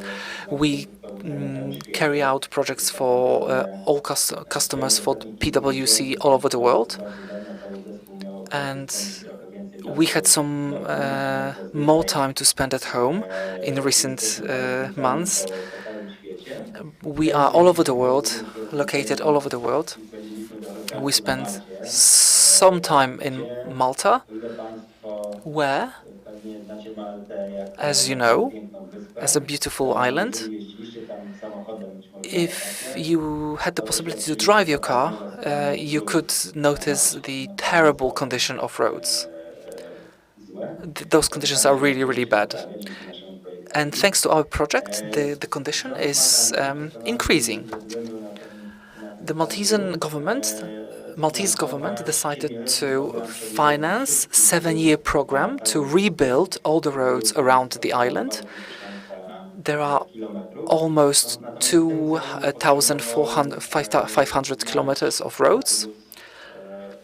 We had to know the status and the quality of those roads to categorize them and plan the rebuilding. The data kept by the government of Malta are very analog in most cases, and gathering those data in classical way and manually, just walking on the roads and driving special cars would take us a long time and would be very costly.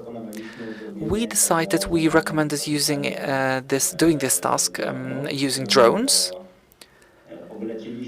which we used to fly all around the island, and we gathered very specific and very detailed data. And on the basis of this data, we managed to identify problems and disruptions in the road infrastructure, digitalizing the whole network of roads. On the left, you can see where our drones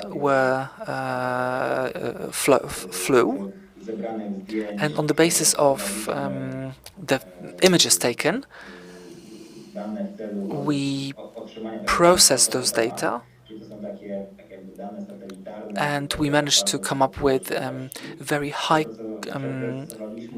dimension maps. We analyzed we detected 150,000 road damages.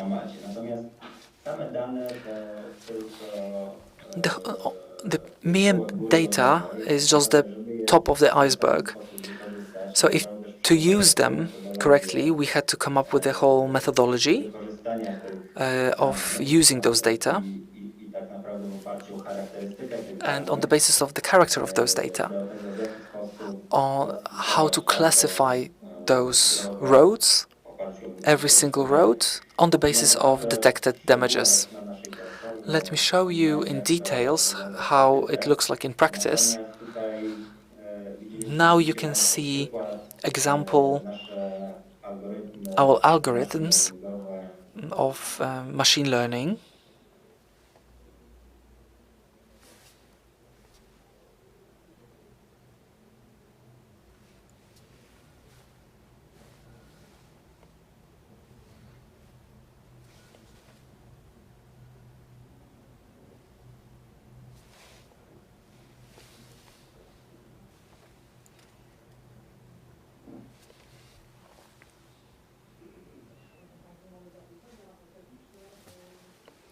Unfortunately,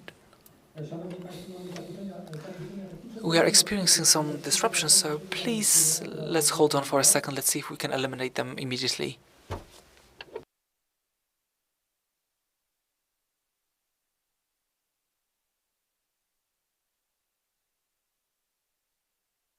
Prosimy o chwilę cierpliwości. Just please be patient.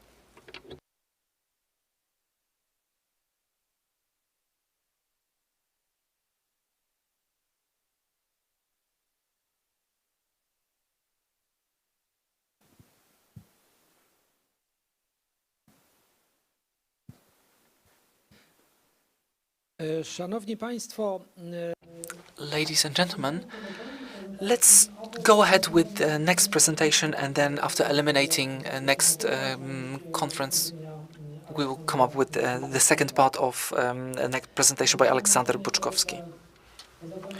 So please let's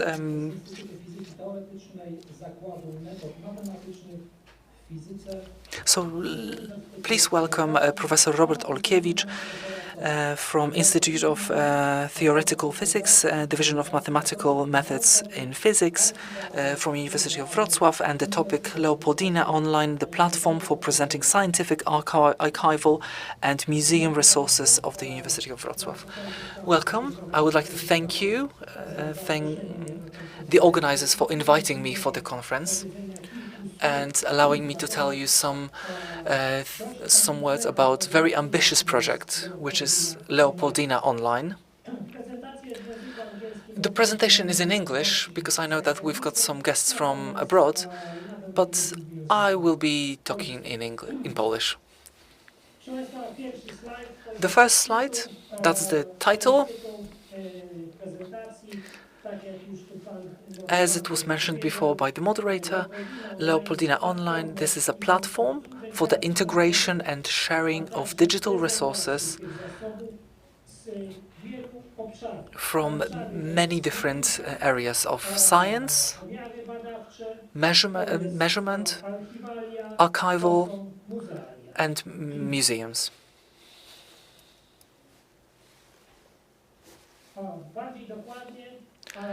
To be more precise, the project of this, the aim of this project is to digitalize different scientific resources and integrate those existing database where those resources are located, and also to build a platform with a search engine to make it available for all the users. This project is going to be an open project, free of cost for all the users. I think it's worth mentioning that we encourage people from smaller cities, from smaller towns, or with smaller revenues, which cannot take part in those institutions. As you can see on the slides, we are planning to digitalize almost 24,000 objects. Of course, it's not only about digitalization, so we understand it as two processes, so scanning and photographing. So if we've got an old document, it's going to be, the cover is going to be photographed, and the pages are going to be scanned. To sum up, Leopoldina is something like hardware, infrastructure, hardware, software infrastructure, some kind of ecosystem, which is to produce and present digital content, to create and develop digital services, and also to develop of digital competence of professional and non-professional users.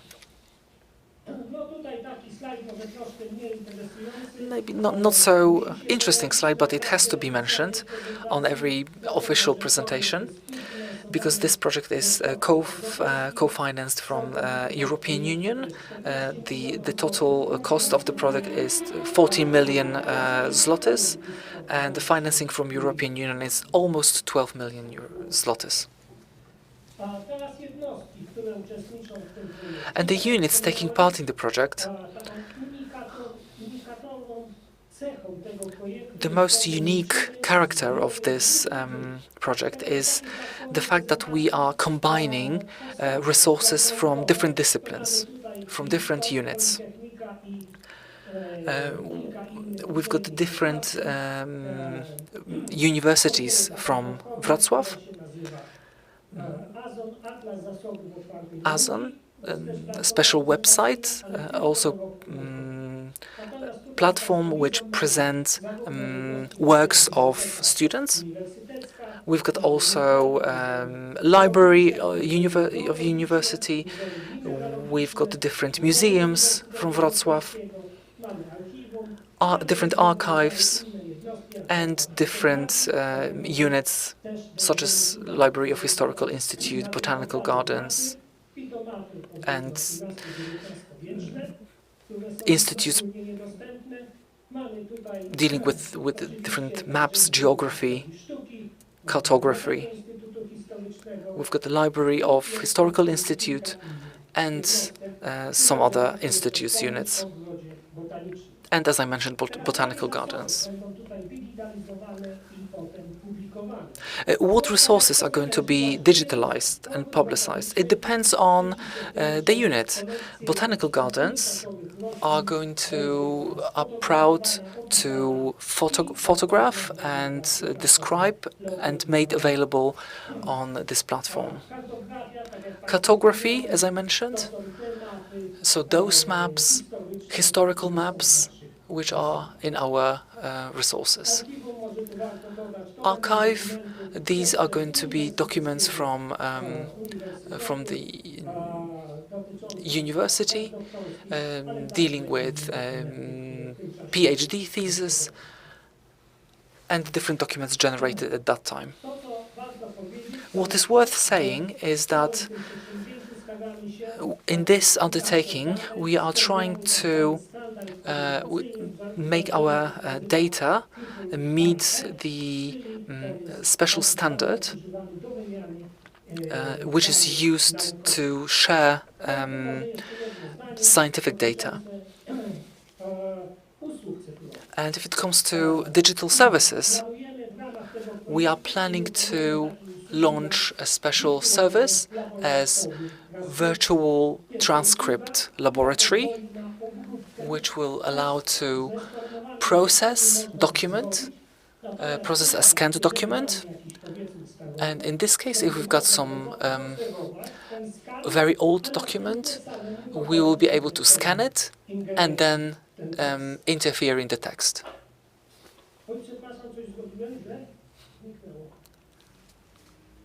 Got some technical problems? Okay, great.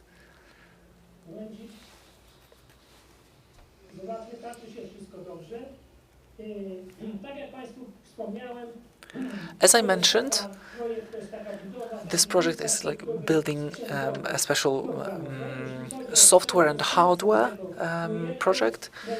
We are going to build a special server with 14 fourth-core processors, very decent machine, and I hope that it will manage to go on with this project. We've got special places for scanning, for taking photos, photographing, and we've got a scanner of a map, scanning of the map. One of the challenges for the project is all of those systems has got a different system for storing and presenting those resources. So we had to systematize all of those systems or merge them into one. Digital archive, digital museum, Midas browser for This system is also responsible for the Libra, which is digital library and repository, and Huesca, scientific papers and monographs.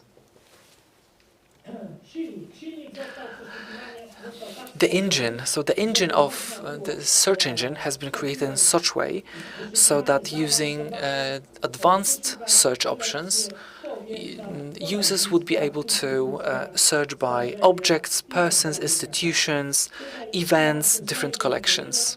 It's not here in the slide, but we are also planning to introduce as interesting function as searching by geographical coordinates. This will allow, if someone would like to see a certain city or town, how it looked like in the past, the only thing you will have to do is to enter those coordinates, and then you will see this particular town presented on different photos, maps.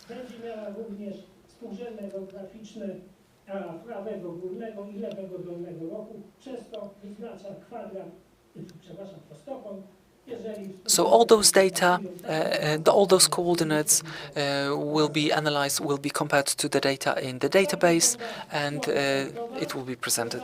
This is how the home site looks like. So we've got simple and advanced search possibilities, search tools. And we can also tick an option to search Europan, which is presenting resources from different museums, different institutions. So not only from Leopoldina, but you will be able to search Europeana. It doesn't work the other way around yet, only partly. If someone from abroad will be searching Europeana, it will be connected to the library, but it will be developed in the future. I think it's worth saying also, just to finish, that it's going to be indexed. All those data will be indexed, and information about those objects will be present in Google or Google Scholar. It will be integrated with Europeana, but also Digital Library Federation. Our initiative has been welcomed by many different institutes here in Wrocław, among them Ossolineum National Institute or the National Museum.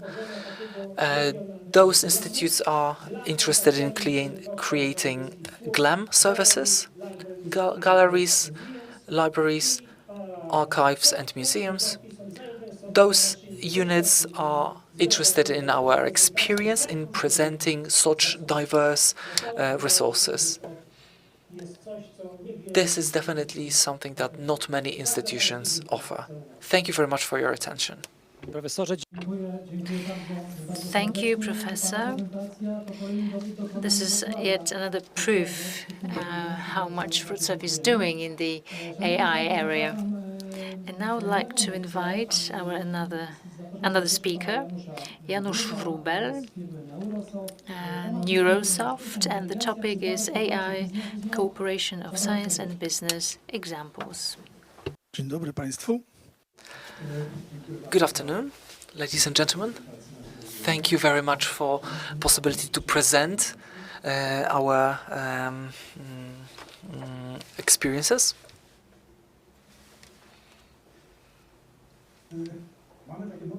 So we have this slogan motto: there is nothing more practical than a good theory, and we try to work according to this motto. We try to use it in practice. And so far we were successful. We have been working with artificial intelligence for 28 years in 3 different aspects, transferring natural language, digital analysis, processing sounds, and neutral networks. I would like to concentrate on the possibility of financing, because as a commercial company, we try to earn money. And if we want to earn money, we need products to create different technologies. And to create technologies, we need a lot of money. So we came up with a number of projects which were successful. Some of them were failures, but I would like to present those which were successful. Maybe also referring to what Professor Kajdanowicz said about artificial intelligence in Wrocław. We are trying to find some niche which allow us to create new products. That's the first one is called OptiCities. This is the project organized with cooperation with the municipality of Wrocław. In this project, such big cities take part in it, like Berlin, Göteborg, and Wrocław, and we were responsible as Neurosoft for the transport of goods. 12.8 thousand euros. So we managed, as part of this project, we managed to, this technology based on artificial intelligence, implement. Audioscope, that's the next example. We can't say about success. It's quite advanced, interesting project. We wanted to create POC, solution which will allow word spotting, so searching the audio-video materials. However, we didn't have enough money to complete it, to come up with the commercial version. So we've got a certain technology waiting on our shelf in the drawer, waiting for some financing. So the value of the project is 1.6 million. And another example is Moviesta. This is the program financed by European sources.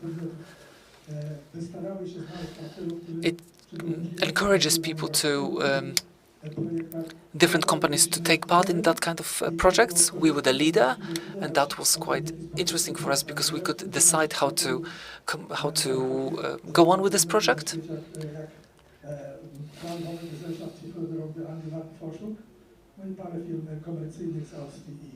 Some companies from Austria and Germany took part in the project. The aim of this project was to create machines which use artificial intelligence and automatically analyze images and load images.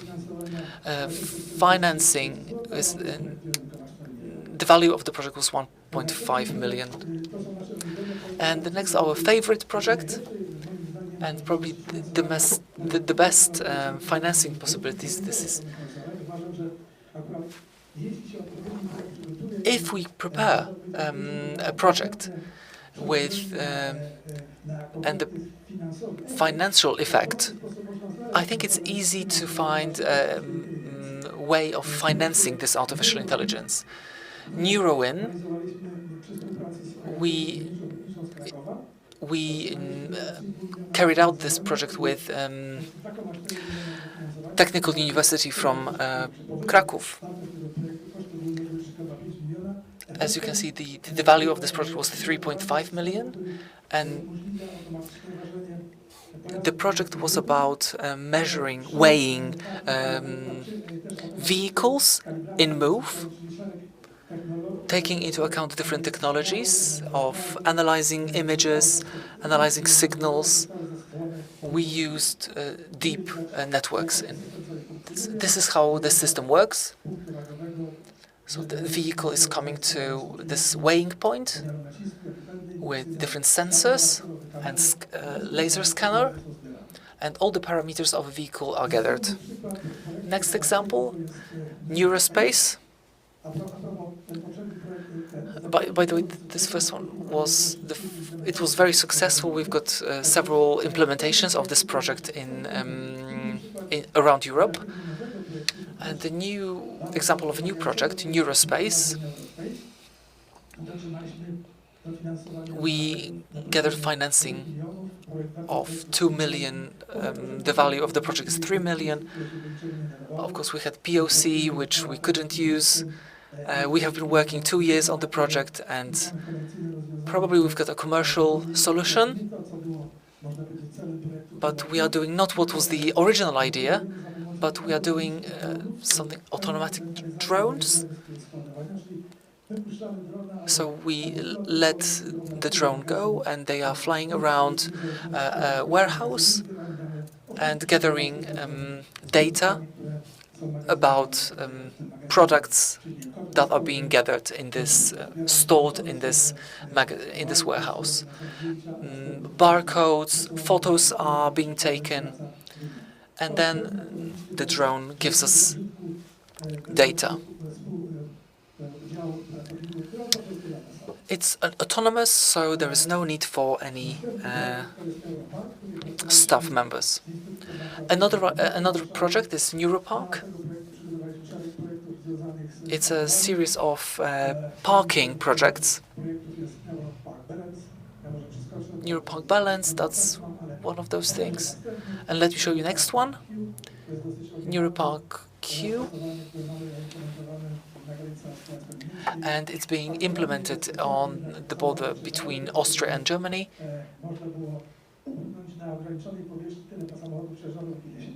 So it's about organizing lorries or trucks, and those vehicles are being measured, scanned, and the information is transferred to the vehicle and indicating the place where this particular vehicle should park.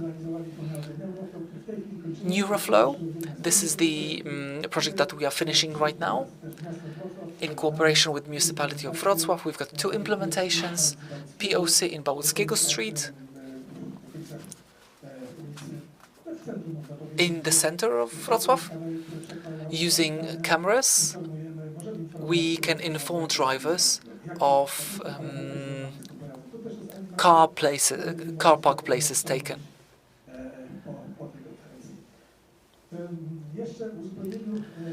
Just one more thing. 2 more different methods which allow this cooperation between business and science. Well, first of all, the commune of Wrocław had a program Green Transport. It was some kind of scholarship for scientists who worked in different companies. We had 2 colleagues who cooperated with us. On the other hand, Technical University in Wrocław, they are realizing different projects which allow us to cooperate with them. And the Neuro Incubator, that's another idea project encouraging people to use artificial intelligence. And thanks to different representatives, we decided to sign a special letter, intention of using autonomous drones and use them for possibility to earn money. Thank you very much. 2 things I would like to mention.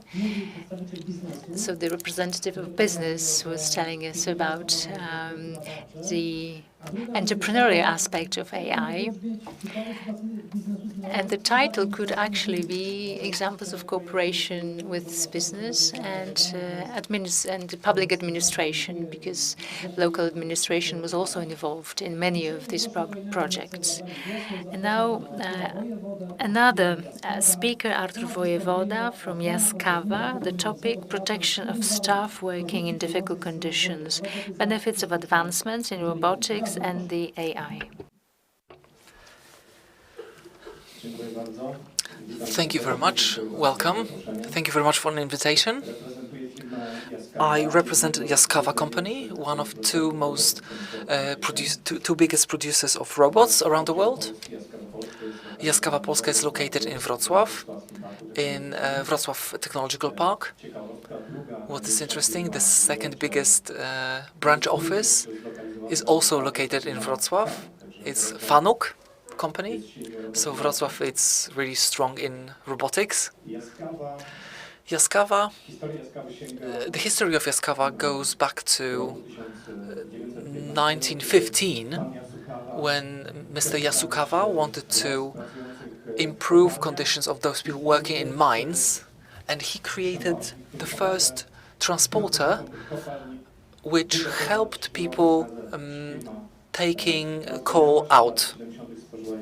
The company came up with the first robot. Currently it works 14,000 employees, 3 billion euros of income every year. In Europe, it sells around 5,000 robots. Worldwide, in Europe, in 40,000 robots worldwide.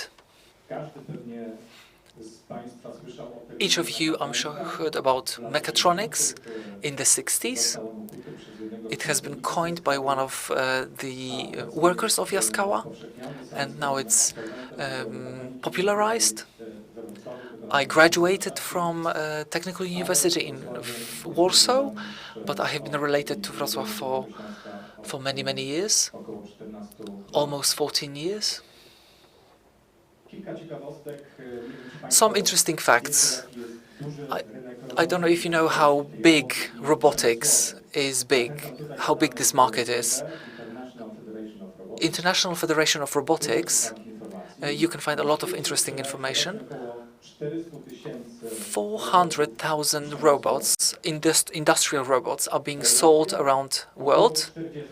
40,000 in Europe and 2,000 in Poland. There's this interesting rate of industrial robots working in industry per 10,000 people employed in industry. And this factor, this rate, on average, is 100 robots working per 10,000 people. In Japan, or it's 500 in Japan, 40 in Germany, and in Poland, 40 robots per 10,000 people. Only 40 robots.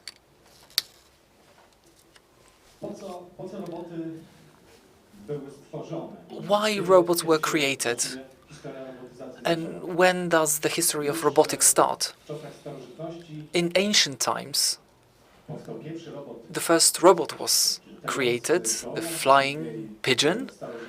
Later, we had an orchestra in medieval times. And in the 15th century, Leonardo da Vinci came up with a night robot. But only 60s of the 20th century, 60s, 70s of the 20th century introduced development of robotics in the form we can observe nowadays. So where were those robots used in industry? In those areas where it was dangerous, dirty and boring places. So if we can take a look at robots, this trend of using robots is used. 400,000 robots. Is it a lot? 400,000 robots sold? I'm going to say it's not a lot. 2,000 robots? 5 robots per day? Is that a lot? No, it's not. What blocks this progress? Artificial intelligence and lack of artificial intelligence in industrial robots. Maybe this will be a surprise for you, but those installations in industry, only several % of them use artificial intelligence. For example, packing and palleting that you can now see. It looks great, right? We can just watch the film and really be impressed, but there is no artificial intelligence in it. There are predefined movements, repeatable. There are some areas where artificial intelligence is present, is used, and we'll talk about it in a second. Second example is protecting employee in laboratories. Two-arm robots can do almost all those things that a lab worker can do. Is there a lot of artificial intelligence? Not so much. Not really. It's just a system, visual system, that confirms if the robot collected a probe or not. What can we do? We can engage environment of artificial intelligence and encourage them to cooperate with the companies which produce industrial robots in order to make 400,000 robots around the world and 2,000 in Poland, make it 400 million robots sold around the world. Of course, it's always a question of, will robots take away jobs from people?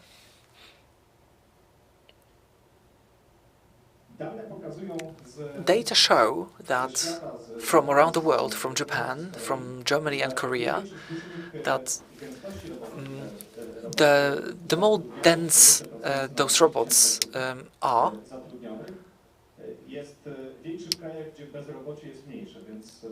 so this factor is higher in countries of lower unemployment than in other countries. So that means it will probably not lead to greater unemployment. So should we be afraid? Should we be afraid of taxing robots? In my opinion, no. Robots do boring stuff, boring operations, which have to be done very quickly. As you can see, this delta kinematics, they can transfer 200 transfers per minute and collect probes. There is this visual system included in this robot, but combination of this moving conveyor and arm, this is just a predefined program. Robot is not learning, and in most cases like this, robot is not learning. Robot is just taking signals from a camera, receives coordinates, and moves it according to different data, always in the same place. In robotics, there is a new trend. These are cooperating robots. When a welder is doing different tasks,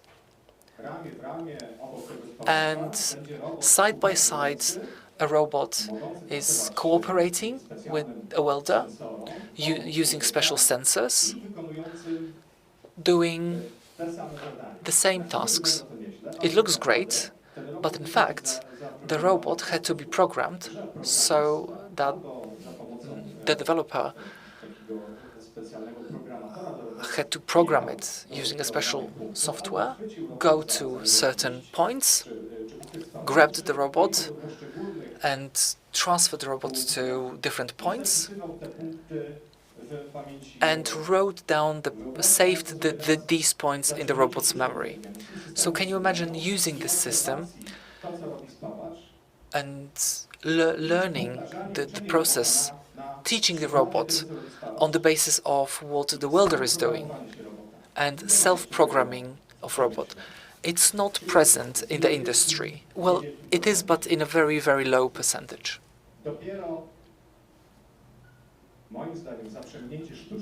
Only applying artificial intelligence will allow us to introduce robots to a new level. Levels will be able to see, will be able to self-learn. Without it, we won't be able to sell or apply more number of robots.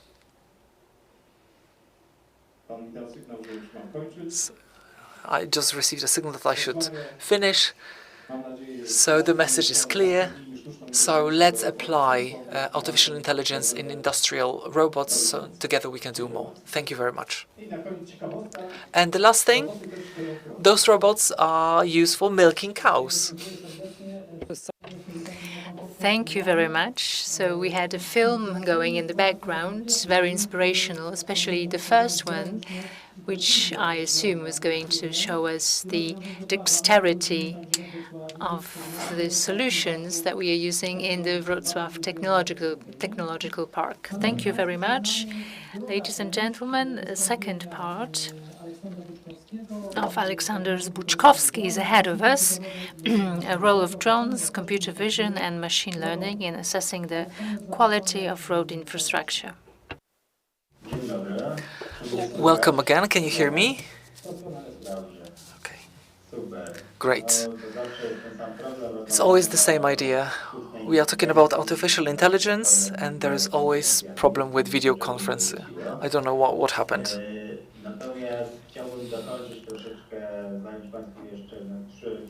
I would like to take 3 or 4 minutes just to finish my presentation and show you how the effects of our works, of our algorithms, to assess those roads in Malta. What you can see here, this is Malta, that we've been flying over using drones. We collected 500,000 images and analyzed them, created very detailed models of surface, of land. So these are very heavy data, so we have to wait a little bit for uploading. Yeah, technology again. Prosimy trochę wolniej, gdybyś zechciał trochę wolniej pokazywać, to wtedy może ten odbiór będzie też trochę lepszy. Dziękuję. Dobra, okej. Ja tutaj zrestartuję. Okay, so let's. Aplikację naszą i jeszcze raz się zaloguję. Okay, let me just log in again. Ze mną pozostać. Please stay with me. Okej. Zaraz Państwo zobaczycie, So you'll be able to see in a second Malta, jak wyglądają what Malta looks like, what roads in Malta look like, which were captured by drones and then processed using photogrammetric technology. It's a computer vision technology, allowing to come up with 2-dimensional and 3-dimensional models on the basis of flat photos. I'm zooming in so that you could see. What you can see is it's one of the streets in Malta, seen a bird's eye view. This is orthophoto map. 1.5 centimeter dimension. You can see the make of the car. You can localize the damages on the roofs. Also, those data are used in Malta to identify, for example, illegal swimming pools. So we use those data to visualize damages to the road network.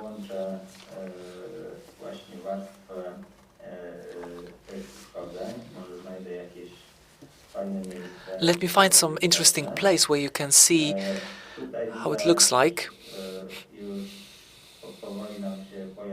you can slowly see jakieś uszkodzenia. different damages that were identified. 150 000. Cały projekt The whole project was realized within 4 to 5 months. For 1 month, we have been just flying drones, and the next 2 months, we've been processing those data and analyzing them simultaneously and preparing data for machine learning. And the last month was dedicated to final analysis of those data and human touch to this process, which from the perspective of accuracy doesn't allow for full automation, but it definitely speeds up the process of analyzing. And still needs this human touch, for example, to filter different false elements. On the basis of those damages, as you can see, which are vector data,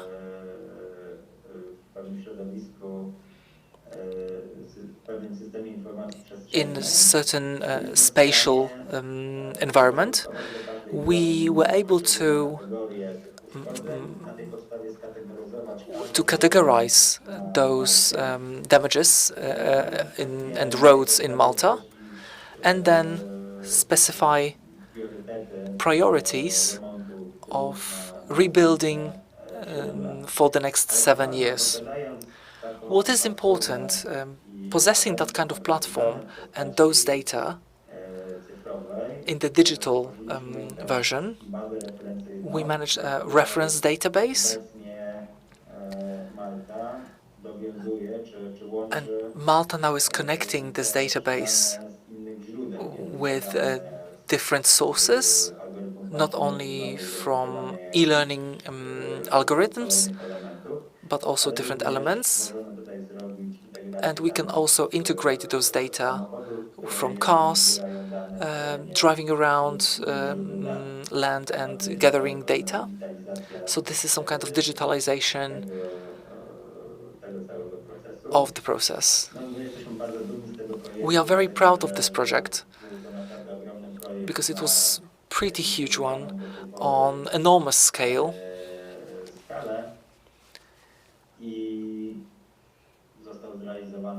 And it has been realized by a team from Poland, so that's why we are even more proud. Thank you very much. Thank you very much. So it was definitely worth waiting for the second part.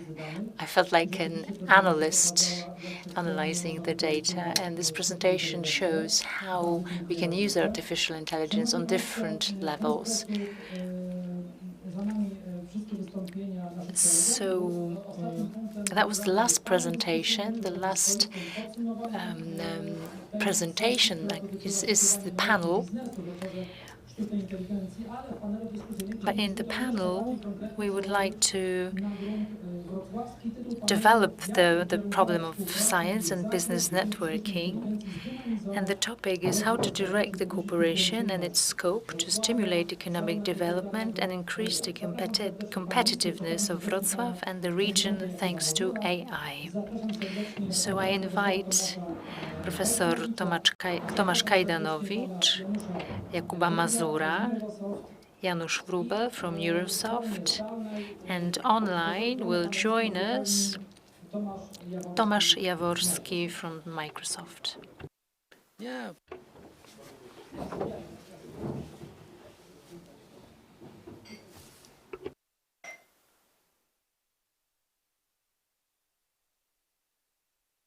Szanowni Państwo, wątki Ladies and gentlemen, those topics concerning Wrocław have been present throughout our seminar today, but I would like to ask you to sum up and come up with some conclusions, let me ask you the same question to all of you, actually two questions. The first one refers to present status and where we are now in terms of cooperation between different units. And the second question is, what is worth doing more? What new operations should be taken, are necessary? So we've got representatives of different areas of science, of politics, of business. So I think this is the good company to ask this question. So, Mr. President, Mr. Mayor, what should be continued and what have we already achieved? And what new operations, what new actions should be taken so that artificial intelligence was the drive for the development of the region and city? Thank you very much. It was a very deep question. And since this panel is about summarizing, I would like to thank, I think all of those topics were really interesting for me, from the very practical solutions to philosophical approach. Local government is very important in this discussion because the development of the region and of Wrocław as the capital of this region.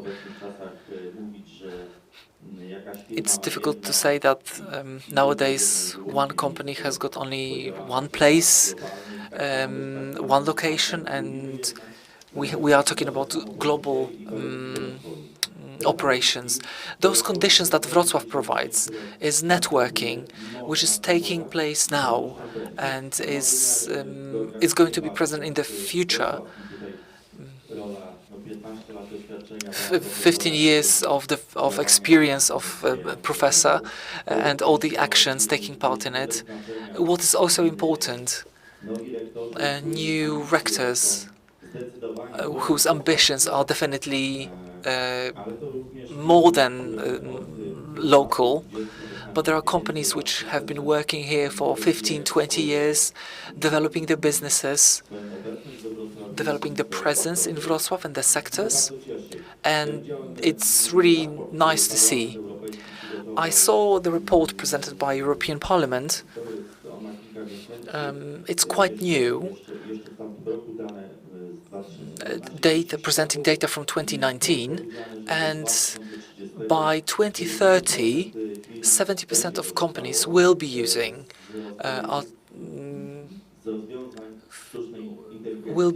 artificial intelligence, and I do believe in it. It's such a long period that no matter if small or big companies, and the example of Mr. President in finding solutions, or the representative of Microsoft or from Japan supporting us in many different initiatives on different levels, there is no one solution. Our task is still what Professor and Mr. President represent, just to give them great conditions, great opportunities to not only to create this link between science and business, but also go further, invite companies which are not here, and create environments for those companies who are here, create different institutes, for example, Casus, and cooperation with Saxony, which has really huge federal foundation for the development of artificial intelligence, which will help us accelerate those solutions which are present in this hub, supported by the Ministry of Digitalization and foreign units. Our role is creating such initiatives like this, for example, right? So international seminars. We are not scientists, although we do have a lot of professors or PhD students. Businessmen, we can't be businessmen because that's what the Local Government Act says. But we are trying to build this bridge. And at that time, there is a lot of things we can do. And this is the second edition, and I'm sure that there will be many more editions in the future, looking at the topics ahead of us, also in this international aspect. Thank you very much. So create environment for cooperation, be the accelerator, and broaden perspectives, and continue the cooperation with foreign units. Professor Kajdanowicz, what is worth continuing? What operations? And what new operations should be taken? First of all, I think we would like to take a joke. So let's talk about this four things. So we've got president, professor, president, and society, right? Participant in society. All those elements, the dialogue between them, communication as the form of constant developing organizations that we represent, and using artificial intelligence for building advantage, commercial advantage. Mr. President is going to, as one of the biggest provider of data, he will be generating data and processing those data using artificial intelligence for the better living of people. A professor will do, we will educate and come up with some new methods, understanding them, describing them. And the participants, so citizen, is crucial because they will use it. Users will be our main point of interest. This is the voter, this is the client, and for us, it's some kind of inspiration for us, for Professor. The role of describing people by scientists. There is no better object to analyze than people who are complicated, and citizen is that kind of object. We would like to continue what is going to happen, so it has to be massive participation in the forms which do not require popularity, gigantic events. No, it has to be bottom-up solution, monetizing technology, or fulfilling needs of citizens, and using all those facilities that the municipality has come up with, and some kind of leadership, change-oriented. So the first step that we are definitely planning to do, there are going to be two faculties, artificial intelligence and trusted systems of artificial intelligence, as part of cooperation with the Ministry of Digitalization. Those facilities will be setting a trend and will be copied on different universities. We will do something like this. And this will, of course, after all those bureaucracy is done. And I think that's it. Thank you very much. Thank you very much for those very specific actions, for specific operations. And we will definitely, remember this will of participation. What about the President, Mr. Neurosoft? What is worth continuing and what new things should start? I think this small business should be the last thing, and this big business should be first. But let me start. So, answering your question, we should continue what we are doing now, but on a bigger scale.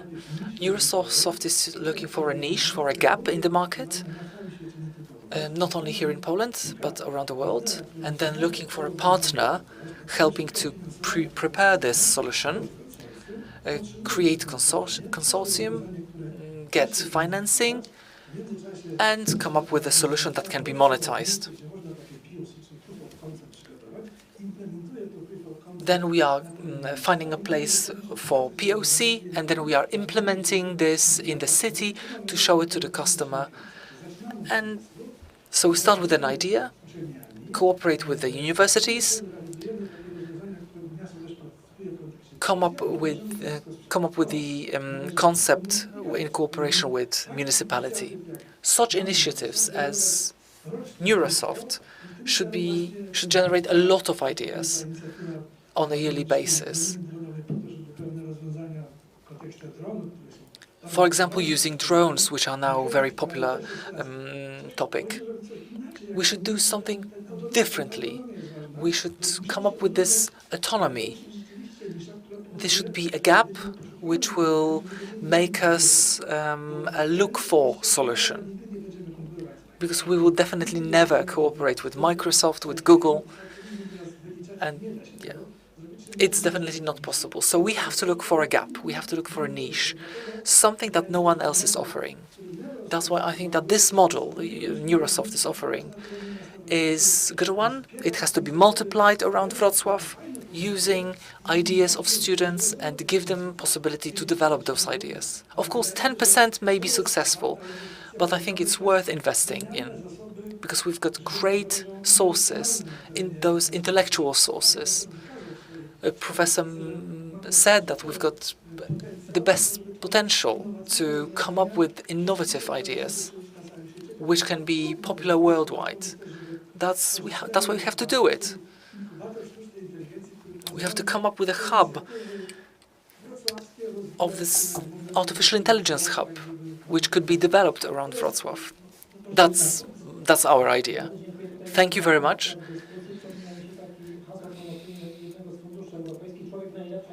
I remember one of the slogans that the human being is the best investment.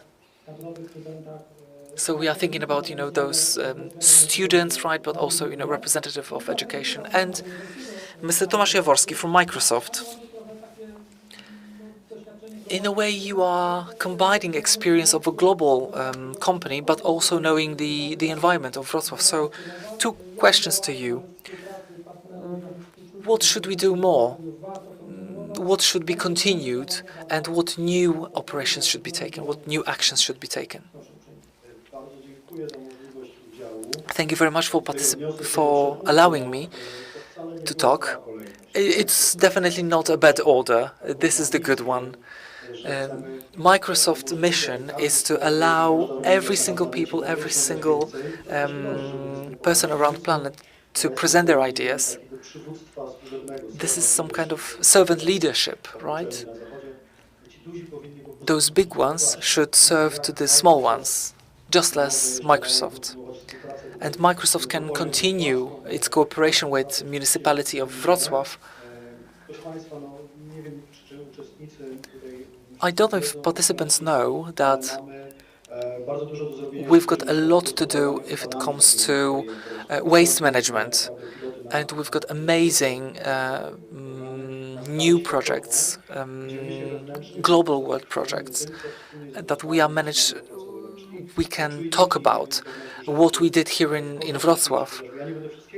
Of course, I'm not going to tell you everything, but this is a very nice, interesting thing. For example, temperature meters or sensors in waste bins. And this is something that we can use on everyday basis, which residents can't even notice. All of those things that take place in Wrocław are definitely need to be put in a wider context. Data is the new oil, as I said before, and we will have more and more of this data.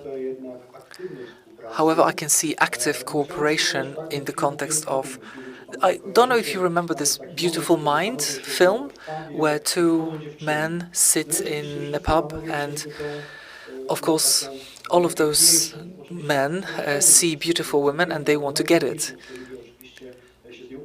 They want to go for a date with this most beautiful girl. It's actually not a good idea, one of them says, if we compete for this girl. So we should go to one of the girls that we want to spend the evening with. And this observation leads to multiple party negotiation, right? So all of those units which want to use the data, for example, medical data, which are desired by many pharmaceutical companies, among others. So we need some kind of regulator, some kind of moderator to come up with this balance. And we as Microsoft would like to emphasize safety of patients, safety of data, medical data. What we would like to introduce is solutions so that different companies could use and apply those ideas faster is the cloud. So using something which is available as a service, but also thinking about intellectual property. Thank you very much. Thank you very much for this speech. A lot of different topics mentioned: waste management, negotiation, cooperation. Thank you very much. Ladies and gentlemen,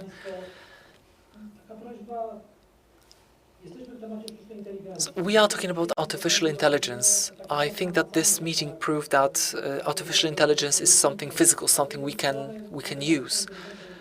But on the other hand, artificial intelligence still looks as something futuristic. Maybe it's going to be a difficult question, but if everything was possible, if anything was possible, what would you like to happen for the development of artificial intelligence in Wrocław? But let's make some kind of brainstorming right now. No one is going to take account of it, of course, right? But let's think about it in a futuristic way. If anything was possible, just try to think about one thing. Because we say that artificial intelligence could be some kind of drive for Wrocław. Not only in Poland, but worldwide. If anything was possible, what would you like to see? I'm smiling because together with a representative of Microsoft, we took part in a meeting in Munich talking about smart city, so smart management of city, and this big data is being gathered in one point. So from the perspective, I can answer this question through my perspective.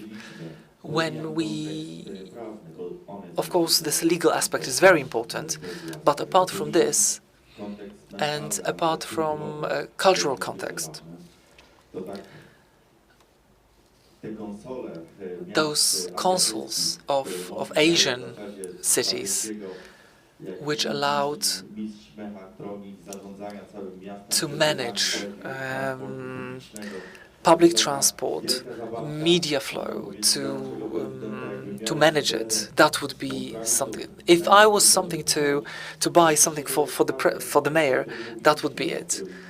So the system of managing city, and so in the center there is a human being and its needs.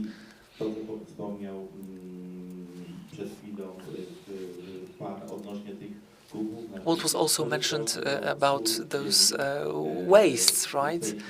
This is what we need on everyday basis. We would like to have more mechanisms, more predictions of behaviors, of social behaviors, in the context of what is happening to demography and how to prevent and savings that we can achieve, savings of all those resources we manage. It's never enough, of course, especially when we look at financial aspects and time and human resources. We would like to be a truly smart city, not artificially smart, but truly intelligent city, truly smart city.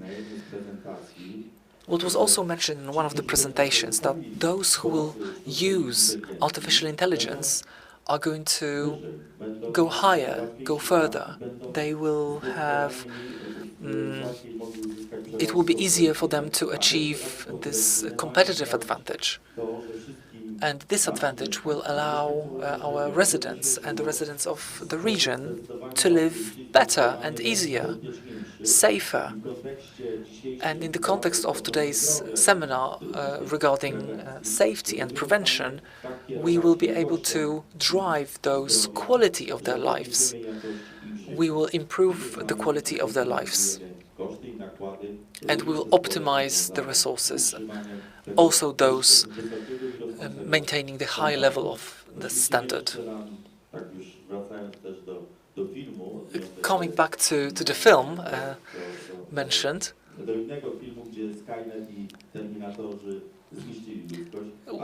in the film of Terminator, where the Terminator destroyed human being, of course, not going this direction.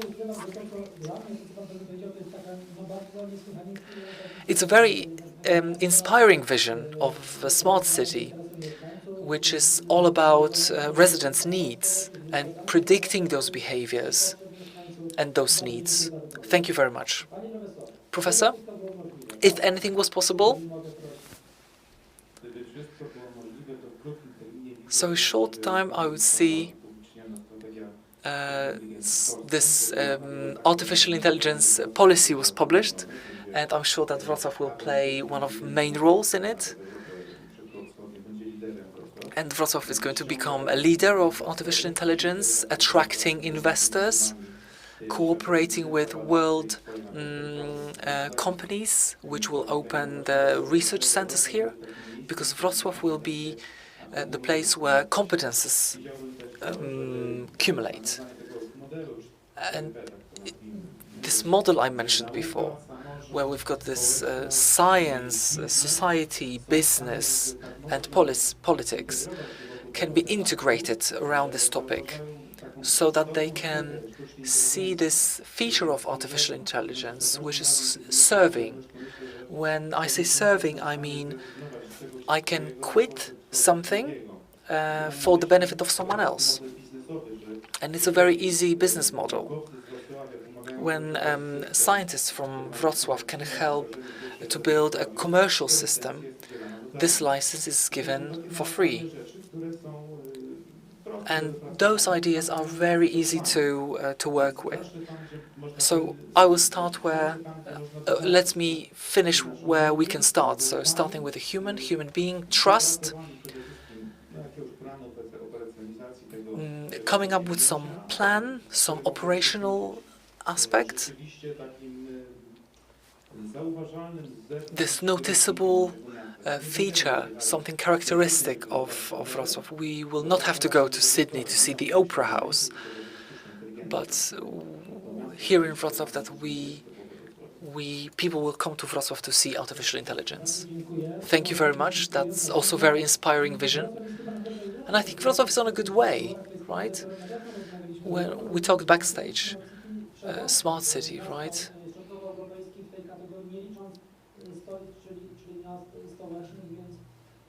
So Wrocław is one of the leaders if it comes to smart cities, not counting those capital cities, right? But in long-term perspective, it's a realistic perspective, right? Thank you very much. And Mr. President, if anything was possible, from your perspective, what would happen?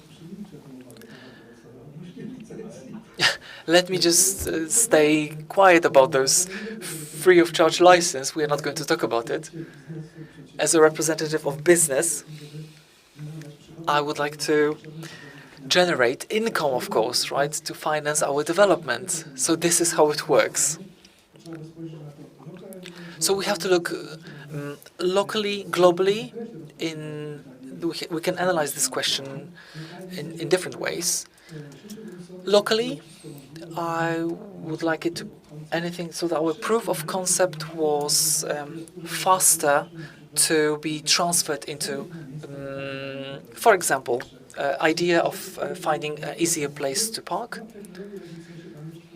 So this is the technology we already use. In the global aspect, I will be a horrible egoist. So we are now managed to cooperate with 5 Mexican cities. So in Mexico, for example, they have terrible problems with stealing cars.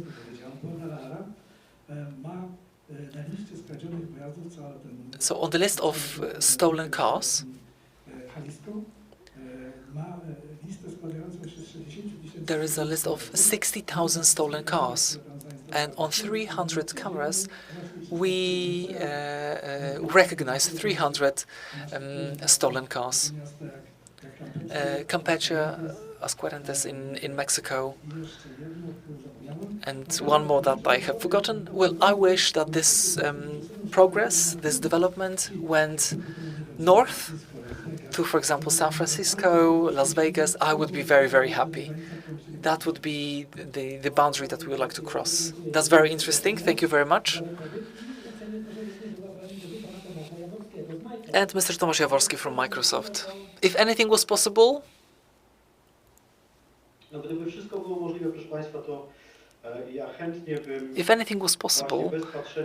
without looking at the bill of cost, I would implement different innovation in this work, cooperating with this company here,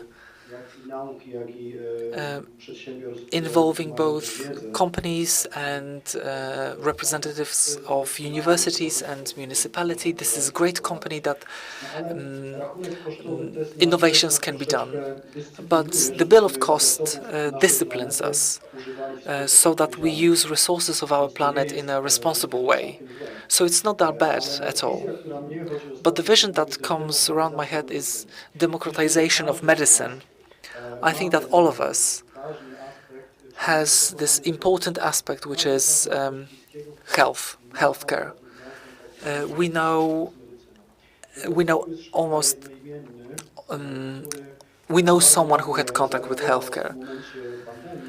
We had this hospital in Wrocław which digitalized the work of those people working in pandemic. And this good example from Wrocław, it would be great if we could copy it around Wrocław or at least Lower Silesia. I will definitely try to go with it further, and this is something that digitalization of medicine, this is something that we would like to look further. Thank you very much, all the speakers. Maybe some of you here in this room would like to say something, or maybe ask a question.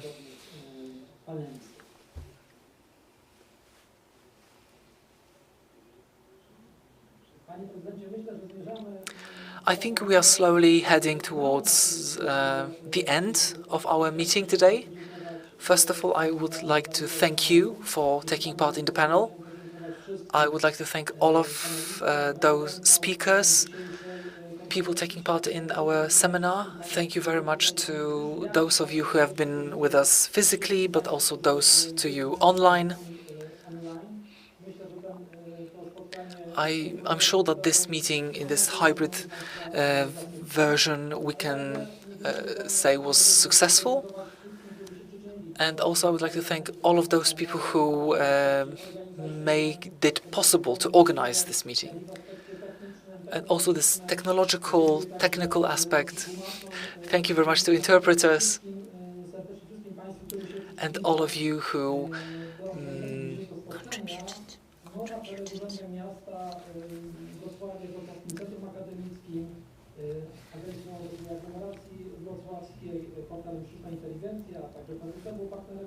PwC Sztuczna Inteligencja website. Thank you very much to all of you. And as you initiated this meeting today, a word to sum up this meeting. Thank you very much. We can always count on you. Mr. Dionysus Smoleń is always well-prepared person, but also who, as a moderator, can control all of us. Thank you to all of you who took part in this meeting, who had patience and time to take part in this event. Very challenging, and all of those topics we talked about are not easy, even though they are very potential. Thank you to all my co-workers who proved to be amazing and raised the bar even higher. We definitely count on you. Thank you very much to all the speakers and all those people online. Thank you very much for coming.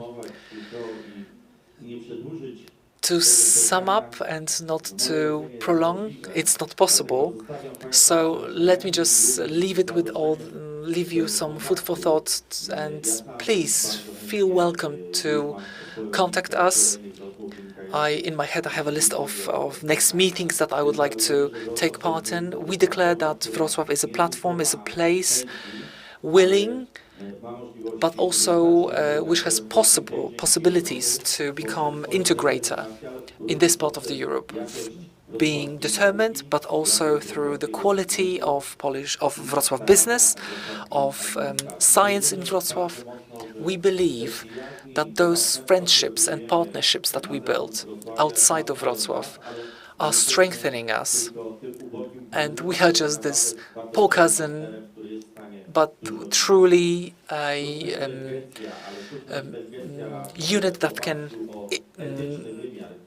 implement a lot of useful things.